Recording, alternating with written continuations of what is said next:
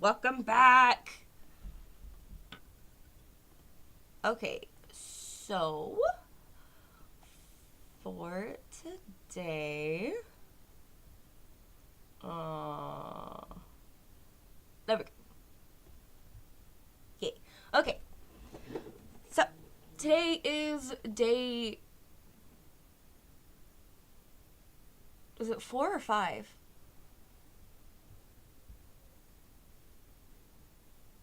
Today is day day of the Baby No Money No AI art challenge. Holy crap, he already started posting fan art yesterday, and wow, it's gorgeous. This community is amazing. Oh, all right, let's see if I can just try to encapsulate. Hey, you try too. Bro. This is out of spite now. Like, okay, damn. I'll back up. Alright, the cam doesn't like it when I'm in its face. Okay, I got you, boo. Anyway, let's see if we can try to match the gorgeousness that this community has already been putting out, because holy shit. Let's see. I want SpookTube. I want actual SpookTube this time. Ew. Something sinister, yes! I love them so much. Okay. Alright, everyone. We're just getting to work. I'm gonna play this video. This is horrors found in the depths of the internet. Something sinister. We love them.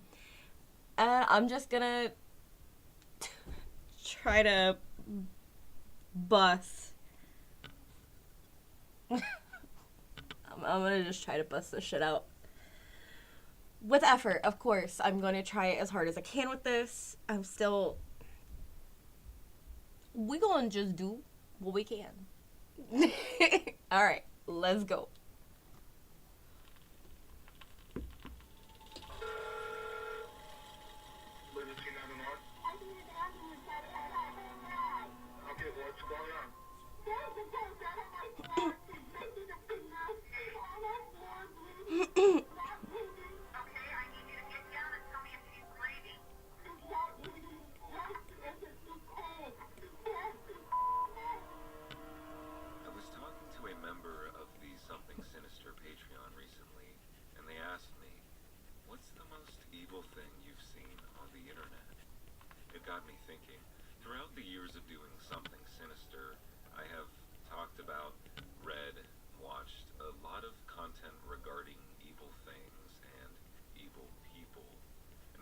Made me think of another one.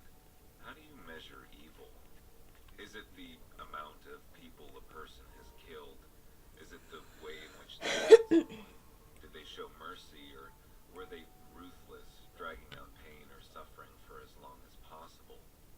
And the question even goes beyond something physical like ending someone's life. For a lot of us, at least in predominantly Christian nations, the earliest depiction of evil doesn't involve physicality at all. It's the defiance and arrogance that an individual held against his creator, which resulted in him being banished from his home and plunged into eternal damnation. It's blasphemy, and the idea of going against the status quo. Ultimately, I didn't know how to respond to this question. I think it's most likely subjective from person to person. That being said, if there's anything I've learned from working on this channel, it's that human beings are, without a doubt, the most evil thing on the planet. Really quickly, before we get into the video, if you are watching this on your phone or computer, go ahead and navigate over to your preferred internet browser and open up a new tab. Here you can find an important... I love you, Something Sinister, but I'm not sponsored. I will watch your ads on my own time. 4/7 Around the clock customer. It has There been we go. closed to foreigners to safeguard the security of the Soviet military, leaving little for citizens, especially children, to indulge in. As such, it wasn't uncommon for children to explore the various cemeteries throughout the city, sometimes getting into trouble. Anatoly Moskvin was one of these children. While the escapades through the cemeteries might just be out of boredom for some of the children, Anatoly holds a deeper fascination for the dead. During one of his walks home from school, Anatoly was apparently forced by a group of men to kiss the forehead of a dead girl in her casket. He recalls feeling the waxy forehead of the girl in an embroidered cap. This experience would stay with him, sparking an interest in death and burials. I kissed her once, he would recount. Then again, and again. When he gets older, Anatoly excels in his academics. His peers describe him as being a genius. He attends Moscow State University, where he studies philology and linguistics. He's fluent in 13 languages and goes on to become a published scholar. But something's not usual about Anatoly or his work. At home in his apartment, he has amassed a library containing over 60,000 books and documents on death, burial, and the occult. That experience with the dead girl in the cemetery has never quite left his mind. This apparent fascination catches the attention of a fellow academic who commissions Anatoly to document the names of the deceased across over roughly 700 cemeteries throughout the city. This would be carried out in the following 2 years. The exhaustive work would only make Anatoly's macabre fascination with the dead become even more serious. It should also be mentioned that throughout his life, Anatoly never had any long-term romantic relationships. He didn't have very many friends either. Most people referred to him as a recluse. This never raised a red flag to the two people who did know Anatoly, however, his parents Elvira and Yuri. They believed their son was a genius, a career-oriented individual who was married to his work. When they visited Anatoly's room, they shrugged off the messy environment as being a part of his eccentricity. There was, however, one glaring detail that they couldn't help but overlook.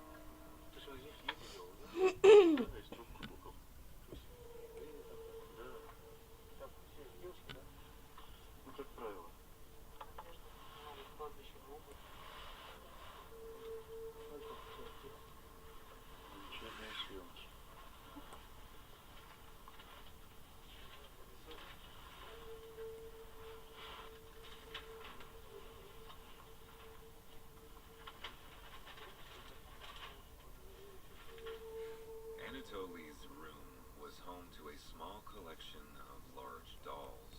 They would usually be dressed in children's clothing, with one of them even done up to look like a teddy bear. His parents would ultimately rule this out as being one of his unique quirks, but something they had a more difficult time excusing was the putrid smell emitting from the room. Unbeknownst to them, these discoveries were just the tip of a dark and depraved iceberg. Throughout his academic studies, Anatoly obsessed over different burial rituals from around the world. He was specifically interested in Druid practices and found that they would sometimes sleep on the graves of their dead in order to communicate with them. This was a ritual that Anatoly would perform during his time exploring the 700 cemeteries across his city. The purpose of the ritual was to determine whether the deceased individual was a spirit or a demon. During nightfall, Anatoly would sleep on top of a grave where he would experience contact with the spirit. Should he and the spirit get along, he would then bring the deceased body back home with him. This was the start of a bad habit, which resulted in over 150 dead girls' graves being desecrated by Anatoly. 29 of these girls would end up mummified and dressed in his apartment.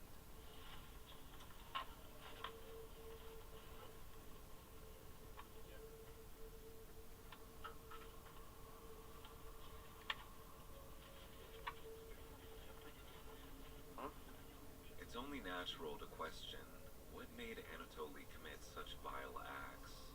In retrospect, he isn't the only case of a person digging up a body or keeping a person around after their death. In more sympathetic circumstances, a person may keep the body of a loved one after their death as a means of holding on to them, not wanting to accept that the person is gone. This isn't the case, however, for Anatoly, as his reasons for preserving the dead are much more disturbing. As mentioned previously, Anatoly never carried out a successful relationship in his entire life. He never dated, hence, did anything intimate. This exacerbated his hidden desire to have a family of his own, specifically a young daughter. At one point in his life, he attempted to adopt a child, but was unable to due to his income. He would express that this fueled his loneliness, especially when his parents would go out and travel with one another. Anatoly found companionship in the bodies that he would take home with him. In his tiny, cluttered apartment, he would celebrate the birthdays of each doll and even hold holiday parties with them. When it was late into the evening, Anatoly would drill holes through the dolls' eye sockets and put buttons I'm gonna go on grab them. some water. He did so. My damn He hand. puts that he wanted to Ugh. watch cartoons. All of this was an attempt to Oh, my when asked if he ever had knee. any sexual interest in bodies, he was saying his motivations were entirely internal. Oh. It felt like he was a father All right, to the I'll be right dolls, back. that he was in charge of taking care of them, feeding them, entertaining them, but ultimately he couldn't protect them. Upon bringing home each of the corpses, he would use salt and baking soda to dry them out. He would then wrap the limbs in strips of cloth and stuff the hollowed out bodies with rags and padding to make them look full. He would use wax masks as a means of preserving what semblance of a face he could. Despite this, the bodies would often wither and shrink as time went on. One of these victims was 10-year-old Olga Chartimova. This photograph of her was taken just 2 months before she went missing. It's a stark contrast to how investigators found her. In 2002, Olga was walking to her grandmother's house, but she would never arrive. Fearing something happened to her, Olga's family contacted the police. They traced her back to a drug addict who had tried to steal Olga's earrings. When she tried to escape, the addict killed her with a metal bar. It would be some time before her body was recovered and given a proper burial. Unfortunately, this is not where Olga's horrific story ends. Her grave would be visited by Anatoly, who took a liking to her spirit and took her corpse to his home. He would then mummify her and add her to his growing collection of dolls. It wouldn't be until 2009 when families from around the city began noticing that graves were being desecrated. This would result in an investigation that would ultimately lead to Anatoly's arrest. He was caught painting over Muslim gravestones in one of the cemeteries. From here, police searched his home and recorded the following horrific footage. In the video, you can see a number of life-size dolls, including Olga, who disturbingly looks nothing like the little girl she was when she was alive. After his arrest, Anatoly would be put under psychiatric treatment, which revealed that he was suffering from undiagnosed schizophrenia. He would be kept in a psychiatric clinic until 2018, where doctors stated that he was no longer a threat and petitioned for his release. However, a 2019 evaluation found that he was not yet mentally stable. To this day, Anatoly has refused to apologize to the families who were directly affected by his actions, some of whom have spoken out and said that it feels as though they had to go through the loss of a child twice. Anatoly's parents, Elvira and Yuri, have said that they feel responsible for unknowingly allowing their son to commit such vile acts, and that this will haunt them the rest of their lives. What Anatoly did was evil, even if it was out of a place of desperation. He desecrated the bodies of children. Their parents will always live knowing that they couldn't protect them, and Anatoly refuses to apologize or acknowledge that what he did was wrong. But perhaps the worst is yet to come. Unfortunately, we have the grueling task of killing our two friends. And they are right in a house just down the street. Ruthless killers documenting their crimes. This wouldn't be the first time or the last time. One of the most notorious instances being the Columbine tapes, a series of videos taken by Eric Harris and Dylan Klebold before they went on their massacre. This story echoes a similar sentiment almost 7 years later.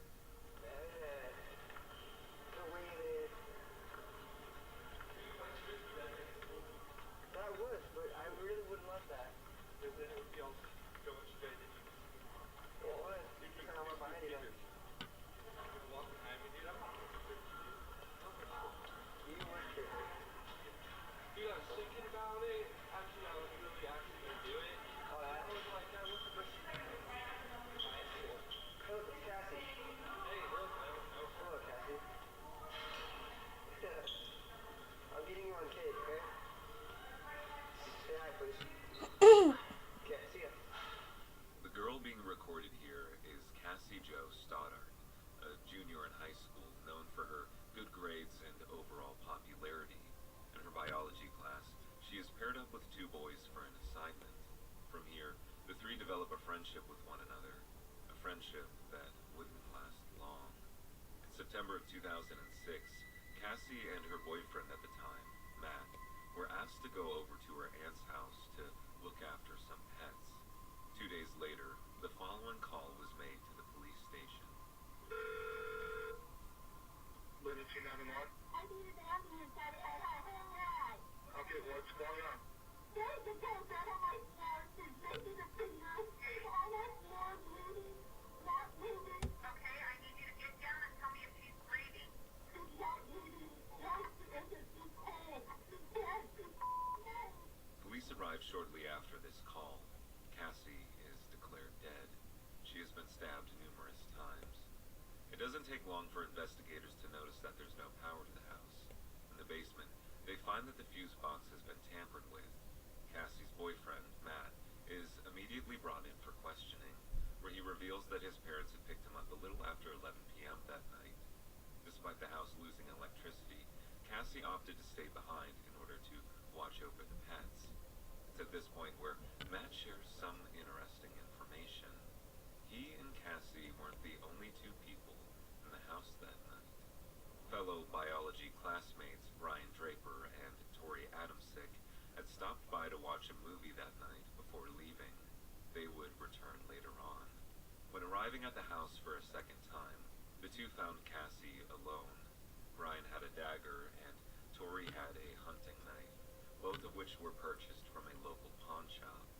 Brian reportedly slammed the closet door in order to scare Cassie, who, at this point, was lying down on the couch in the living room. The two then showed themselves before stabbing her a total of 33 times. I disappeared. Dude, I just killed Cassie. Oh, fuck. That felt like fucking real. I mean, it went by so fast. Shut the fuck up, we gotta get our act straight. It's okay. Okay, we'll come and take a town. Okay. Come on, everybody go. The video footage taken just after the murder is chilling to listen to. Both of the boys are in a frantic state, still riding the high of their adrenaline rush. It wouldn't last long, however. After Cassie's boyfriend's testament, both Brian and Tori would be brought in for questioning. Brian was subjected to a polygraph test, but ultimately gave in, telling the detectives that he and Tori were in fact responsible for Cassie's death. He told them that they had purposely cut the power to the house in order to frighten her, and even adorned masks in order to scare her. He framed it like they were only joking and had never intended to actually kill her. Police would seize Brian's assets and find not only the weapons and masks spoken about by Brian, but also a slightly burnt videotape containing the footage Brian and Tori shot leading up to Cassie's death. This includes footage of the two in the library, making what they refer to as a death list. But the question remains, why did the two boys record all of this footage? Had they not considered that it might be that Brian and Tori were big fans of horror movies and were specifically inspired by the axe scene in Scream. The adorning of masks and gloves, the use of a hunting knife were directly inspired by Ghostface, the main antagonist in the Scream movies. After the two were charged with first-degree murder, investigators found that the two had been living in their own personal horror movie fantasy. The two wanted to commit another Columbine-style massacre. The documentation of the process was to show that they had pulled off the ultimate crime. Brian has since stated that the two didn't know each other very well prior to committing the murder. It was that biology class assignment where they had really bonded for the first time. They would have intense conversations about life or what they wanted out of life, and both longed to be popular and liked. Since this wasn't the case, they would escape into movies, which, more often than not, came from Tori's collection. Brian claims that Tori got him into horror movies, specifically the aforementioned Scream franchise. The two began copying the identities of the Columbine shooters, mimicking the way that they dressed with trench coats and listening to the same kind of music Eric and Dylan listened to. In their conversations about life and death, they had brought up the possibility of taking someone's life. Brian says that they had skipped orientation and were hiding out in the bathroom at school when they had discussed the idea of mimicking the movie Scream. Tori asked Brian if he had ever thought about doing something like that in real life, to which Brian said that he had. In 2007, both boys were sentenced to life without parole. Brian has been outspoken about his involvement in the crime, stating that he would do anything to change the past. He talks about a common motivation held by many who commit acts of violence, the need to feel seen. Brian says that he always felt like a nobody, and that by doing something bad, he would become somebody. Unfortunately for him and Tori, they will both live out the rest of their days thinking about a life outside that they will never have. Of course, if we're talking about people filming their crimes, how could I not mention the following? Around 2009, rumors of a supposed video began circulating around the internet. Those who were unfortunate enough to see the video describe it as the worst depiction of evil ever recorded. The video is titled 3 Guys, 1 Hammer, and unlike some of the online legends mentioned throughout this video, this one does in fact exist. I seen that. Sergei Yudzenko was only 48 years old. That shit was awful. He had recently been Don't look that up. diagnosed with a It ain't worth it. cancerous tumor in his Like, not even gonna lie, that shit still says, like, still stays with me. When undergoing treatment, Sergei lost most Yeah, of his voice, don't. which made it difficult for him to find another job around his small village. Despite this, he found purpose in his 2 sons and 1 grandchild. On the morning of his disappearance, he had gone out to get gas for his motorcycle. He then began his trek towards his grandson's house, but he would never arrive. Concerned about his whereabouts, Sergei's family would begin looking for him, fearing that he might have gotten into an accident on his motorcycle.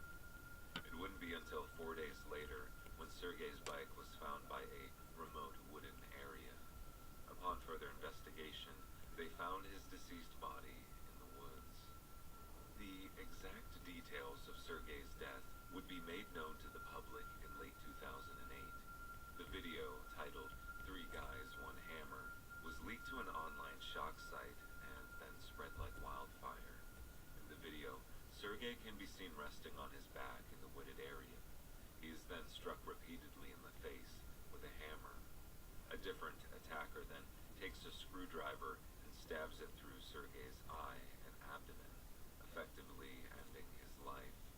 This video would be seen by many people all over the world, specifically teens who would share the video around their schools. The perpetrators of the crime would go on to be known as the Dnipropetrovsk maniacs, and Sergei was only one of their victims. Viktor Sayenko and Igor Sopronyak were arrested and charged for the murders of at least 21 people during June and July of 2007. Sergei's murder remains the most known and talked about, given its explicit documentation and subsequent leak to the internet. stating that Sergei is not the victim seen in Three Guys, One Hammer, but instead, the victim is Alexei Kavasa. Alexei was returning home from a market in his village when he was attacked by Victor and Igor. He was then murdered in the woods. The stories seem to get mixed up a lot due to very similar details. Sergei was riding a motorcycle while Alexei was riding a bicycle. These statements about a mixed identity apparently come from the language barrier between the Ukraine and English-speaking countries, who have all confused Sergei's death with Alexei's. Regardless, the videos taken by Victor and Igor remain some of the most repulsive and truly evil pieces of media to ever be showcased on the internet. Both Victor and Igor were sentenced to life in prison in 2009. They have since tried to appeal this sentencing, but fortunately the Supreme Court of Ukraine has upheld their life sentences. Perhaps one of the small but most disturbing details is that throughout the infamous Three Guys, One Hammer video, both killers can be seen and heard smiling and laughing throughout the entire process. They show no mercy or remorse for what they are doing. A life sentence seems tame for their crimes against humanity. If you've made it this far into the video, please consider subscribing, as I make content like this all the time. Let's move on to our final story. When I think of evil, I think of intentionally causing someone pain, physical pain, dragging things out for as long as possible. Only the sickest person could find joy in another one's anguish. Running this channel, I see a lot of disturbing things, but nothing bothers me quite as much as torture. Some of the stories I've read on forums are enough to keep me up at night. There's a particular AMA thread from a torture survivor where he details going over to a friend's house only to be taken advantage of by 3 older kids for almost 13 hours straight. During this time, the survivor was beaten up, burned, strangled, sodomized, and more. The internet has been kind enough to document and keep a record of a number of terrifying torture methods carried out by various people and organizations throughout history. While most of these are no longer in use, there are some that are still supposedly utilized to this day. This includes atrocities committed on floating prisons, which are ships that have been repurposed to serve as a place of detention for convicts or prisoners of war. People unfortunate enough to find themselves aboard these ships are often subjected to beatings and sometimes things like waterboarding. In the 21st century, waterboarding is one of the most notorious forms of torture. This involves putting a cloth over the victim's face before pouring water over it, which causes the person to experience the sensation of drowning. This method of torture is most often used to obtain confessions from the desired person. Reading about torture and seeing torture are two very different things, however. The following is loosely documented, though it's not confirmed. Users across the internet have compiled pieces of evidence to prove its existence. Earlier this year, a person was using an Onion page on the deep web when they accidentally found a random film trailer. The trailer begins with a dark green background and large red text reading "The Green Ball." Located in the upper right side of the screen is a square with an X inside of it. The text then cuts away, and we see a girl who appears to be tied to a chair. She is sitting under a spotlight hanging from a ceiling in what is assumed to be an old basement. The girl is blindfolded, and the cameraman approaches her, pointing the camera directly at her. He's apparently wearing a skull-shaped mask, and his chest is exposed, revealing a myriad of old scars. The man shows a high Bitcoin figure, assuming the amount of currency is to set the woman free. He then begins cutting her finger. Pretty soon, a third man appears wearing a green skull mask. He has a syringe and injects the girl with some sort of liquid. She quickly loses consciousness. The two men then go into a new room containing multiple bathtubs which are apparently full of decomposing bodies. At one bathtub in particular, there is a body that has been bathed in a green liquid. The men return to the girl before torturing her to the point of death. Following this, they bring her to the bathtub room where they toss her in an empty one.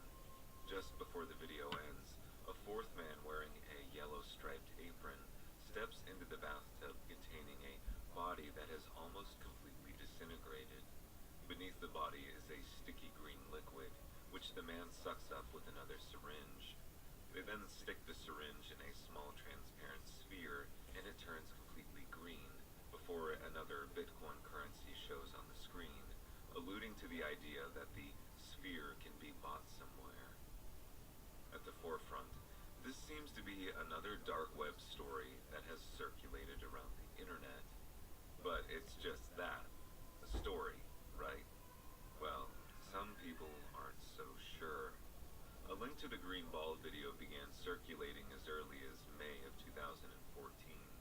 Most of these links have since been deleted, but if you look hard enough, you can find it. While I can't show any of the footage associated with the green ball, I can tell you that it contains imagery associated with the sect of the Only Way. This is a satanic group that operates under strict secrecy. There isn't much information about the sect online, but there does exist a strange YouTube channel of the same name. If you look at the profile picture, you'll see it even contains a square with the X inside of it, as mentioned from the green ball story. At first glance, it looks to be just another ARG, but perhaps one of the most interesting details is that one of the uploads shows a figure in a skull mask using a knife to kill someone. It should also be mentioned that these videos were uploaded 9 years ago, which is well before the story started spreading around the internet in the first place. In an upload titled The First Seal of the Apocalypse, we can see our usual figure accompanied by two others. They brandish a weapon and make strange erratic Why are you texting me? After watching through all of the channel's uploads, It's just I was unable to notifications. match Alright, any of the back to footage work. seen or talked about online, leading me to believe that the Sect of the Only Way YouTube channel is just a bunch of teens trying to be edgy. I did, however, find out where the footage from the green ball actually came from. In 2005, a short film titled Inner Depravity was made. It follows a lot of the same beats talked about in the green ball story: a masked man, a woman tied up, and torture. It turns out the green ball video took these clips and spliced them together out of order, put some satanic imagery over it, and the legend of the green ball video began. The creator of the short film is Remy Couture. I'm probably pronouncing that wrong, but he's a prosthetic makeup artist, and Inner Depravity was him testing out his skills. Believe it or not, the short exists in its entirety right here on YouTube. It's age restricted, but you can watch the entire thing for free. While the green ball video turned out to be a hoax, it showcases a phenomenon that I think is very interesting.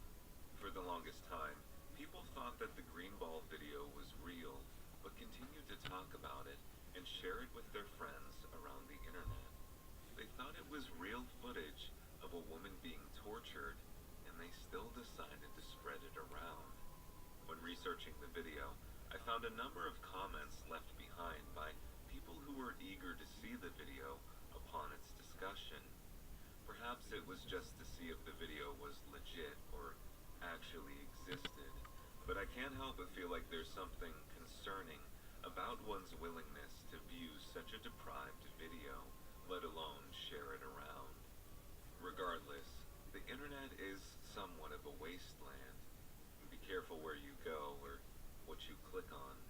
You may end up seeing something truly sinister.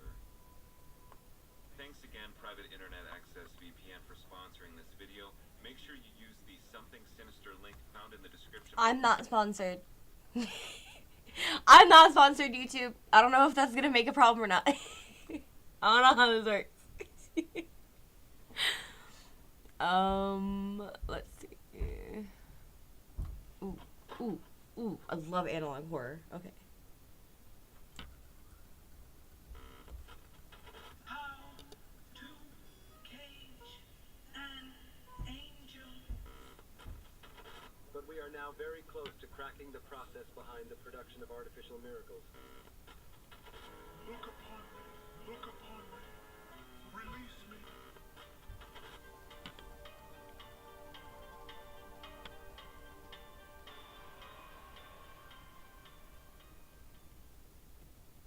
Humanity. What is the first thing you think of when you think of humanity? What word comes to mind? Got it? Wrong. Depraved. That's what it is. It is... I'm getting ahead of myself here. Humanity sucks booty hole is what I'm meaning to say here. Or at least, that's what the message of the newer analog horror series, Angel Engine, is saying. Created by the Unearthly Hub on TikTok. But we'll get into the nitty-gritty here in a moment on this series. Hello, my peeps. It is Jonathan here again, and I shall be taking you all on a doozy of a trip through the story and meaning of Angel Engine. Real quick, before we get started, I wanted to give a disclaimer for you that this series' visuals are created using AI, so I ask that you give this series a chance, because it does have some really unique ideas. But I know that AI-produced content is controversial, to say the least, so if that's not your thing, then I understand if you choose to stop here, and I hope to see you join us. No. We ain't doing that. Not on this channel.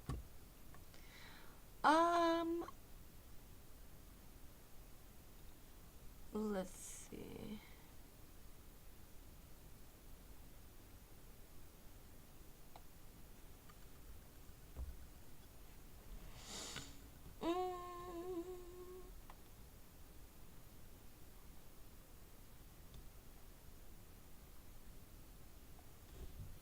Give me spook.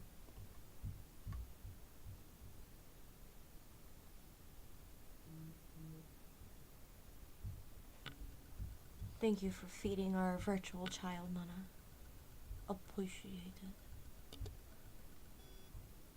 You know what? F it. We're gonna do Junji Ito mangas explained. Because they're so good! Okay. Hello friends, this is Grief speaking.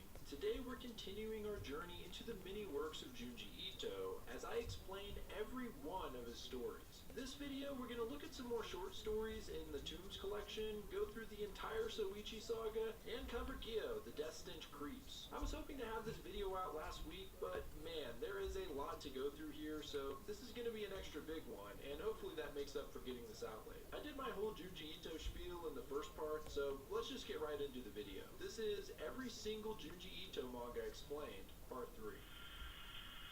Okay, let's go ahead and tackle Gyo, or Fish. This is one of Ito's longer stories released in a single volume, and it's also one of his stranger tales. I mean, all of his stories are pretty weird, but this one just feels different than his other works. It's a little more sci-fi, and the horror just feels a little different. You'll see what I mean. Let's just jump into it. The story starts with a young couple, Tadashi and his girlfriend Kaori, on vacation in Okinawa. They get into a lover's spat when Kaori tells Tadashi his breath stinks and she won't kiss him because she's sensitive to smells. After this argument, Kaori begins smelling something strange while in the shower. The putrid smell worsens, and the couple begins seeing something scutter around the house. Tadashi finally corners it behind a dresser and smashes the thing. When he looks to see what kind of menace was causing so much trouble, he's shocked to see a disturbing sight, a fish with legs. Tadashi puts the creature in a bag and beats it with a rock to make sure it's dead. Kaori comes down with a fever and insists she still smells the creature, demanding Tadashi move it far away from the house. But it's gone missing, and before you know it, the creature and bag come floating through the window like a helium balloon.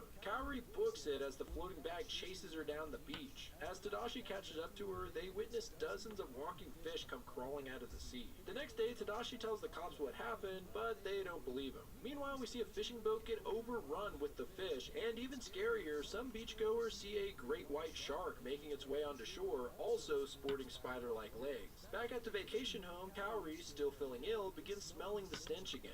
And out the window, they spot the giant walking shark. It bursts through the door, and the couple perform a mad scramble trying to get away from the beast beast, which has managed to crawl up the stairs after them. Meanwhile, the rest of the city is being overrun with millions of walking fish that are climbing out of the sea. We even see a police officer getting charged by a hammerhead. The shark busts through the upstairs bedroom door and nearly gets Tadashi in its jaws, but a well-timed dodge sends the shark flying out of the window, landing hard on the street below. The couple manage to make it back to Tokyo, and we see on the news that things have only gotten worse in Okinawa. Tadashi visits his uncle, a doctor and mad inventor type, and informs him of everything that's happened. His uncle seems extremely interested in the phenomenon. Kaori is still sick and freaks out when she says she's caught another whiff of the stench. Once again, her nose hasn't led her astray, as strangely enough, the floating bag seems to have made its way to Tokyo just to torment the two again. The bag pops and the fish seems almost rotted out at this point. Tadashi bags it and brings it to his uncle for analysis. While in the lab, the doctor removes the dead fish from the legs and finds that they seem to be mechanical. The legs then latch onto the doctor's arm as he cries out in pain. In the next chapter, the doctor invites Tadashi and Kaori over to show them something. They're greeted by the uncle's assistant, Miss Yoshiyama, who seems pale and disturbed. When they enter, the doctor tells them his father was a scientist for the Imperial Army during the war. He says his father told him about a secret project that took place on an uninhabited island near Okinawa. The army was apparently testing a new form of bioweapon.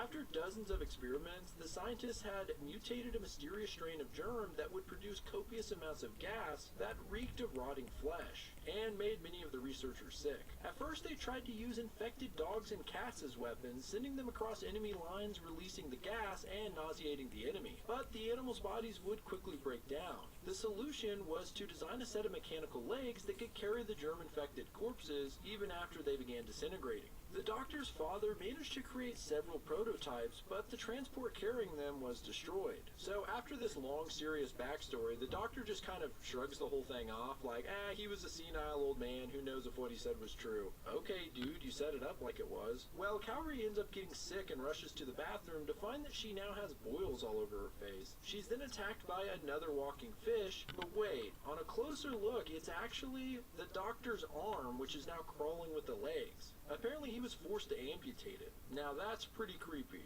Back at home, Tadashi begins smelling the death stench and finds it's coming from the room Kaori is sleeping in. He walks in to find a horrific sight as Kaori is now completely bloated and covered in boils, and shooting gas out of her mouth. On the news, we learn that the walking fish invasion has gotten much worse, with the fish now invading Tokyo, and it seems all manner of sea life are a part of it, including a sperm whale. Kaori is only getting worse, becoming more bloated, and she's also now blowing air out of her ass like grandma after Thanksgiving dinner. Not being able to deal with her current state, she tries to hang herself. Seemingly still alive, Tadashi tries to take her to his uncle's house, and along the way they somehow survive a second attack by a walking shark. Upon arrival, Tadashi's uncle says he'll take her to the hospital, and in the meantime, Tadashi should try and find his parents to make sure they're okay. As he makes his way through the city, Tadashi is attacked by a giant squid who grabs him by the feet and drags him to a giant pit that's completely filled with the tiny creatures. As Tadashi begins to accept his fate, he sees what looks like spirits in the form of the gas. This is Junji Ito, so I knew there was going to be some ghosts or spirits at some point. They reach for Tadashi, and next thing he knows, he's waking up in a hospital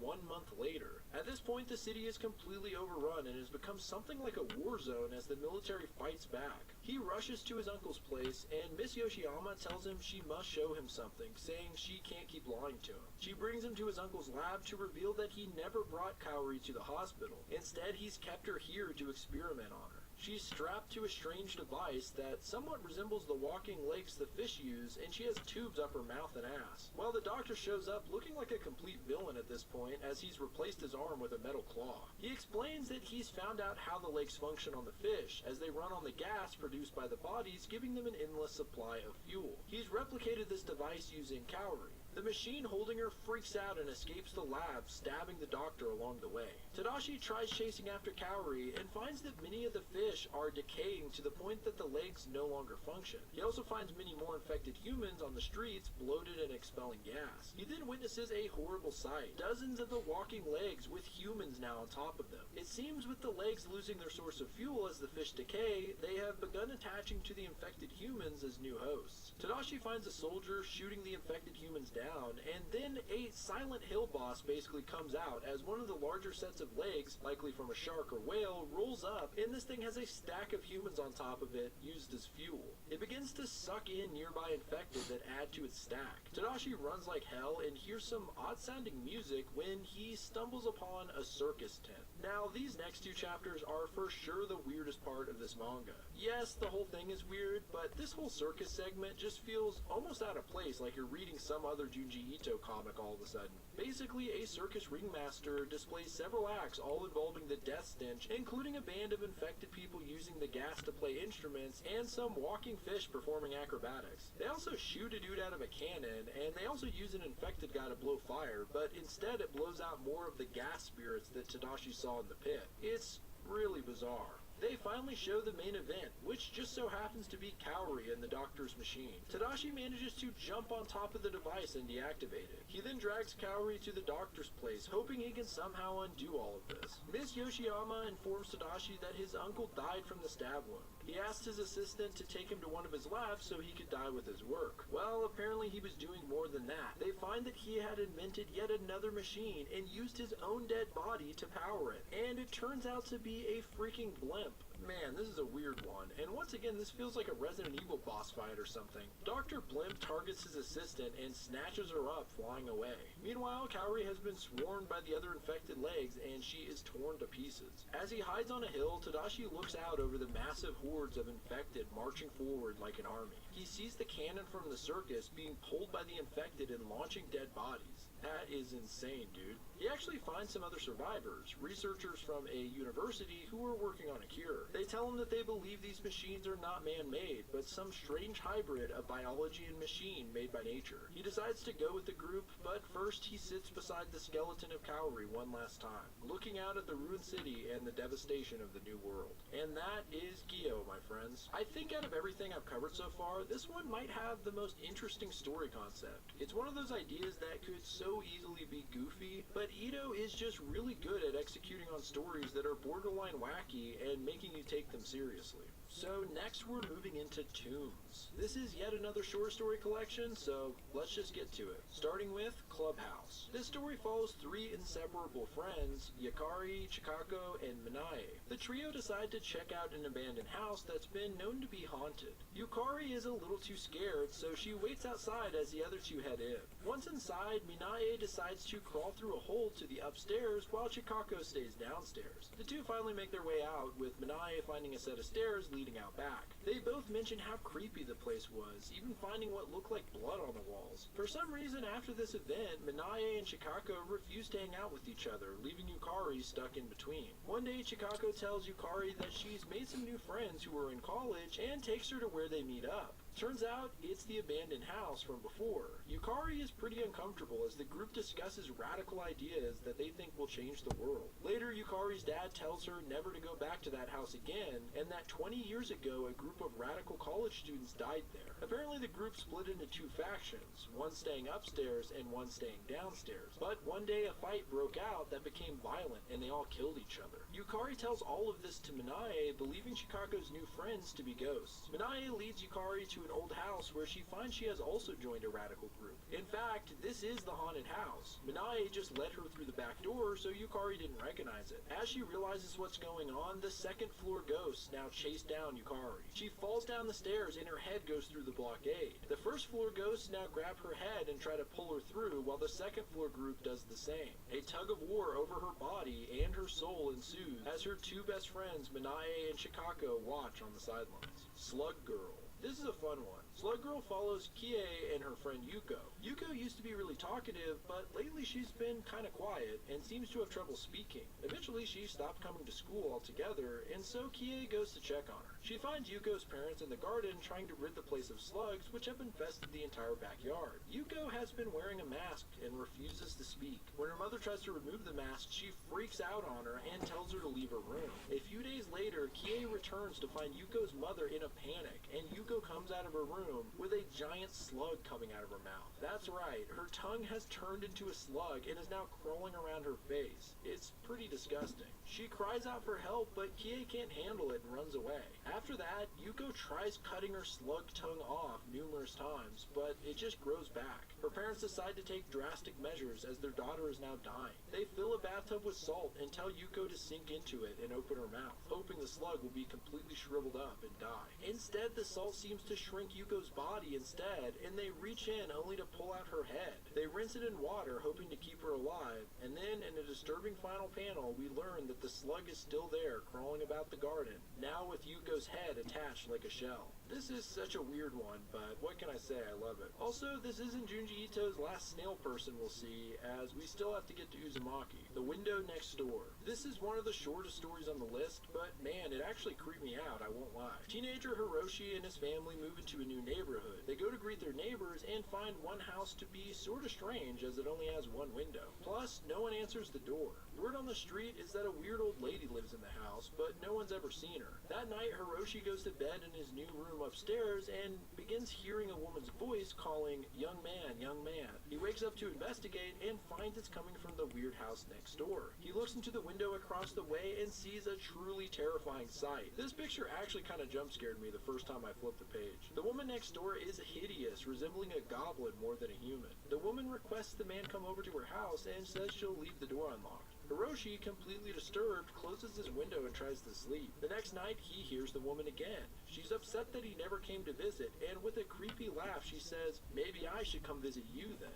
The boy rushes to the window to find the woman holding a laundry pole. She tells him to grab the other end so she can use it to climb across. Hiroshi's like, "Yeah, right," and slaps the pole out of her hands. He runs down to his parents' room and tells them what's happening, but of course when they come back to check it out, the woman and the pole are nowhere to be seen. The next night, the boy hears the voice once again. The woman says, "I'm coming over soon. My hands can almost reach." And we see her zombie-like hands inches from Hiroshi's window. Afraid that she might retreat again if he went to his parent, Hiroshi stays by the window ready to punch the woman out if she makes it in. He stays up all night and the woman never seems to make it across. But she definitely tried, and the proof is visible as the window from her house is stretched out, now only inches from Hiroshi's room. Washed ashore. If you haven't had enough creepy fish after Gyo, Washed Ashore's got your back. A massive 100-foot-long sea creature washes up on shore, drawing in a massive crowd. A young man arrives wondering what drew him to see the creature, as he hates the ocean. He's had a phobia since he was a kid after visiting an aquarium. He has consistent dreams of floating in the deep sea surrounded by huge creepy fish. As scientists examine the great beast, they find that its skin is transparent. The young man encounters a woman who explains that she was also mysteriously drawn here, but it probably has something to do with the fact that her fiancé went missing at sea 7 years ago. The two bond over the fact that they both have creepy dreams. In the woman's dream, she is also floating in the deep sea encountering large creatures, but she also says there seems to be a barrier between her and the other fish, so she remains unharmed. She also doesn't ever get hungry and can sense other humans near her. As the creature starts to decompose in the hot sun, the scientists discover something deeply disturbing. Inside the beast are humans, dozens of them. A huge mass of bodies flood out of the creature as a hole opens up in its side. Even more unsettling, these people are alive, although they're slightly mutated with elongated webbed fingers and blind white eyes. The woman spots her fiancé in the bunch, although he's clearly lost his mind. It appears that these humans were able to survive by absorbing nutrients in the fish and have been floating in its belly for years, seeing the horrors of the ocean through the beast's translucent skin. And that's how it ends. It's a little unclear why the man and woman are having dreams that essentially seem to be what the people inside of the fish's belly are experiencing, but it's got that classic cosmic horror vibe to it that I like so much with Junji Ito. The Strange Tale of the Tunnel.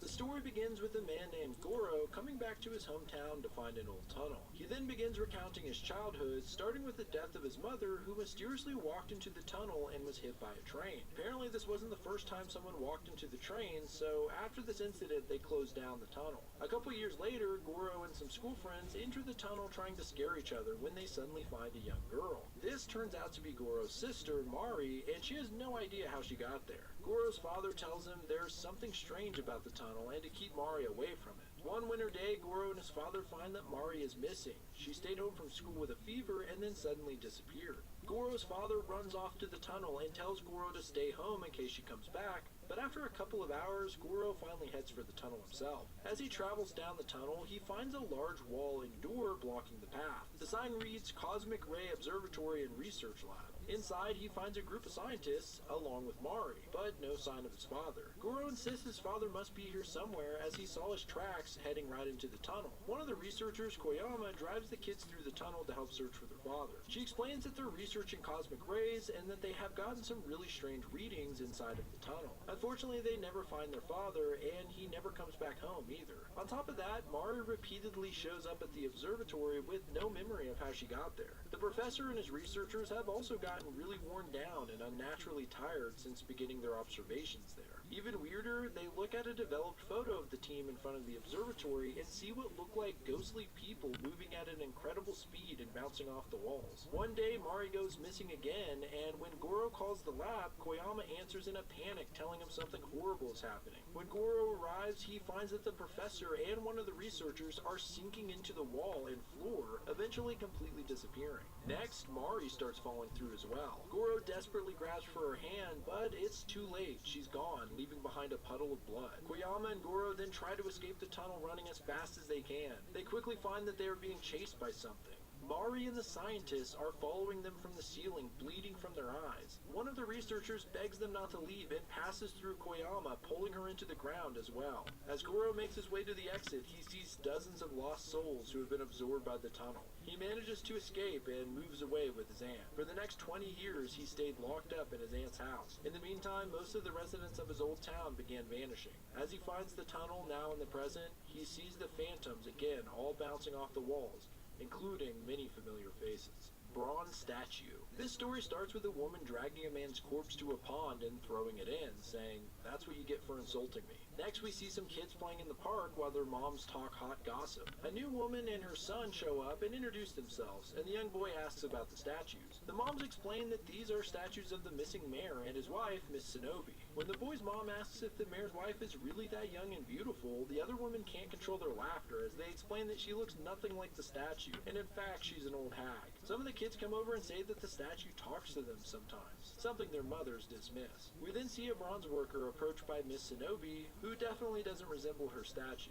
It seems she's commissioned another bronze statue from the metalsmith and plans on displaying it in her home. The moms from the park get an invitation to Miss Shinobi's for dinner and decide to go for the free food. She showcases her statue to the women along with its creator, Master Tsuchiya, and then leaves the room temporarily. The women all immediately break out in laughter at the statue as it looks nothing like Miss Shinobi. Suddenly, the statue begins to speak, saying, "I've heard everything you've said, including all the insults at the park as well." It turns out to be the old hag, revealing that the statues are rigged with cameras and listening devices so that she can spy on the residents and see what they say about her. She's also drugged the women's drinks, causing them to pass out. When they awake, they find themselves tied up in Master Tsuchiya's workshop. Shinobi and Tsuchiya then cover the women in plaster, suffocating them, and Shinobi asks the sculptor to put them in the kiln. The next day, the police show up to the mayor's mansion, asking about the women, and Shinobi lies to them before running to the workshop looking for help from Tsuchiya. As she arrives, he shows her the results of the plastered women, now made into a disturbing statue,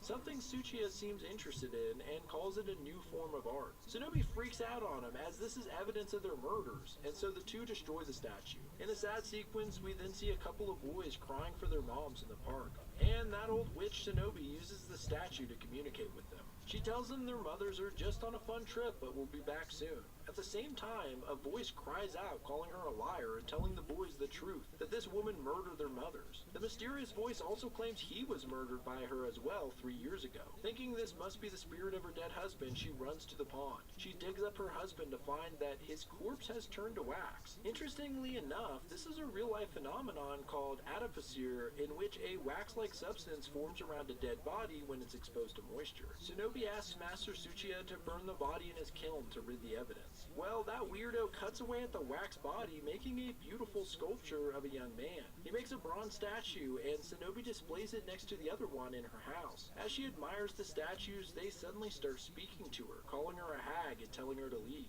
The Shinobi statue is offended at the idea that she's compared to this ugly old woman, and the statues laugh as they gloat about never getting old. Miss Shinobi then leaves a letter to Tsuchiya telling him that she plans on drowning in the pond, not for suicide, but to become like wax meant to live on as a beautiful sculpture made of gold. Tsuchiya fishes her disgusting wax body out of the pond, and Shinobi's spirit communicates with him through it. As requested, he sculpts it into a beautiful young woman. He then puts her in a plaster mold, but before he can pour in the gold, Tsuchiya dies. And now the most beautiful woman in the world is trapped for all of eternity in a plaster mold.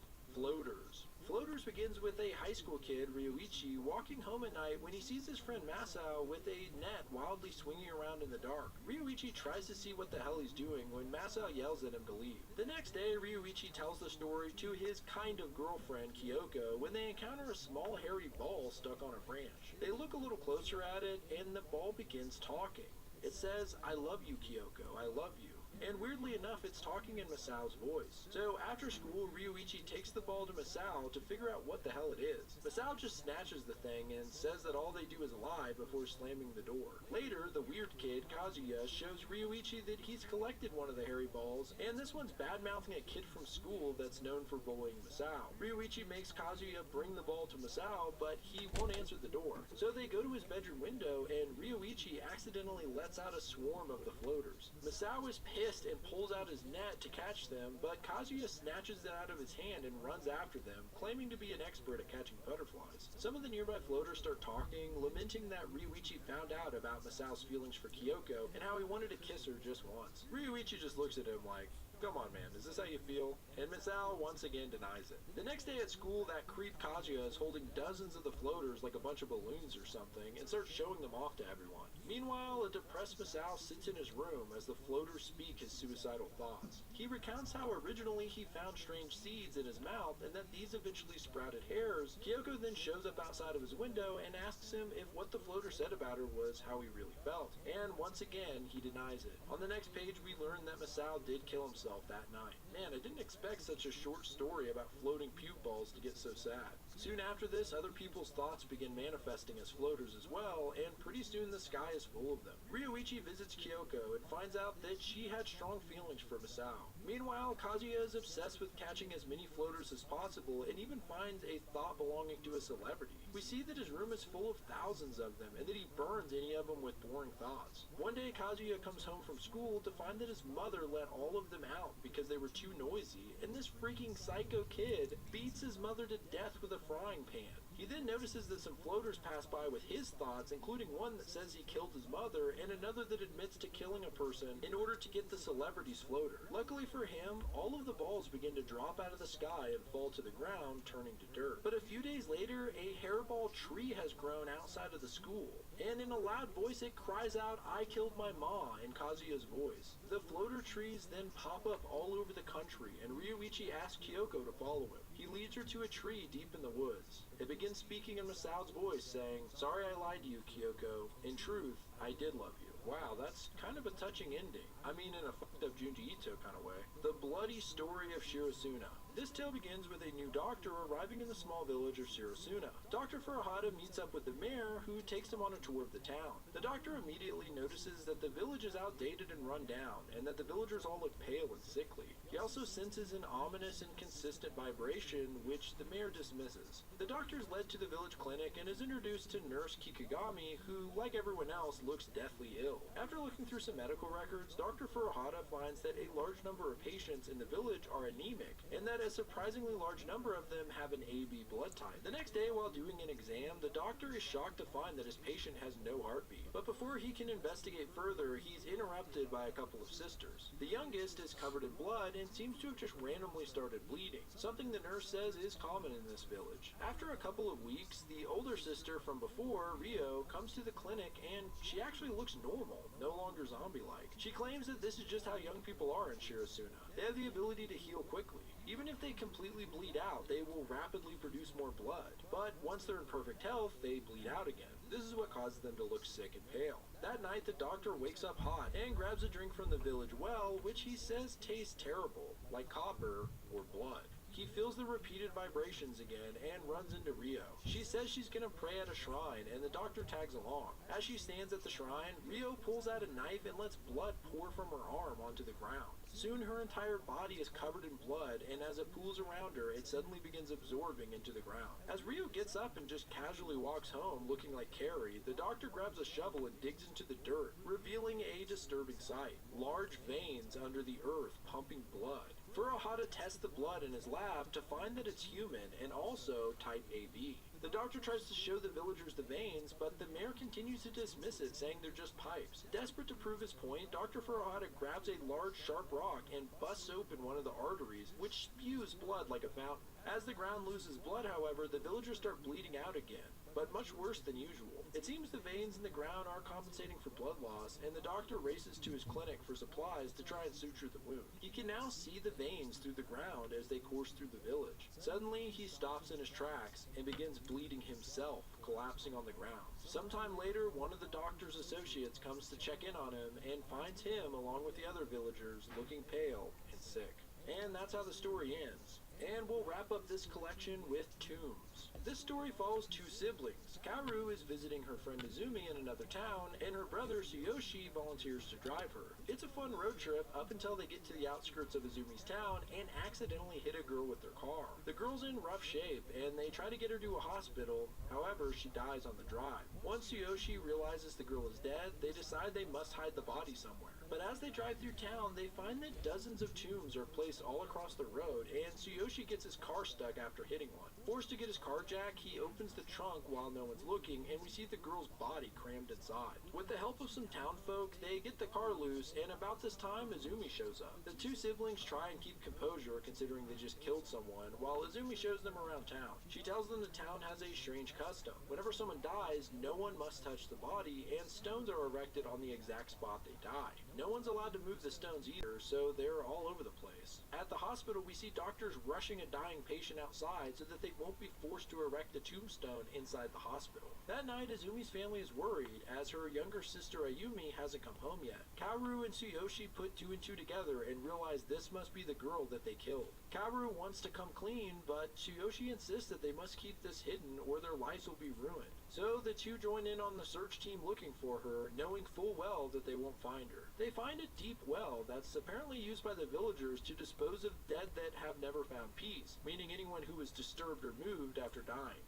As they pass by the hospital, they see something rather disturbing. The man who died earlier is still laying in the parking lot, and his body is turning into a tomb, meaning that these stones are not erected by the townspeople, but instead created from the very bodies of the dead. Izumi seems to be getting suspicious about her sister's disappearance, and Tsuyoshi insists on dumping her body that night. So the two drive up to the well to dispose of the girl. They open the trunk to find Ayumi has transformed with jagged rocks growing out of her body. It seems like this is the result of a body never finding peace. As they drop the body into the well, Tsuyoshi cuts his hand on one of the sharp stones. When they begin to walk away, the corpse climbs up the well and bursts out with a snake-like body composed of all the other corpses. Ayumi points a finger at Tsuyoshi, crying out, "It was him who killed me."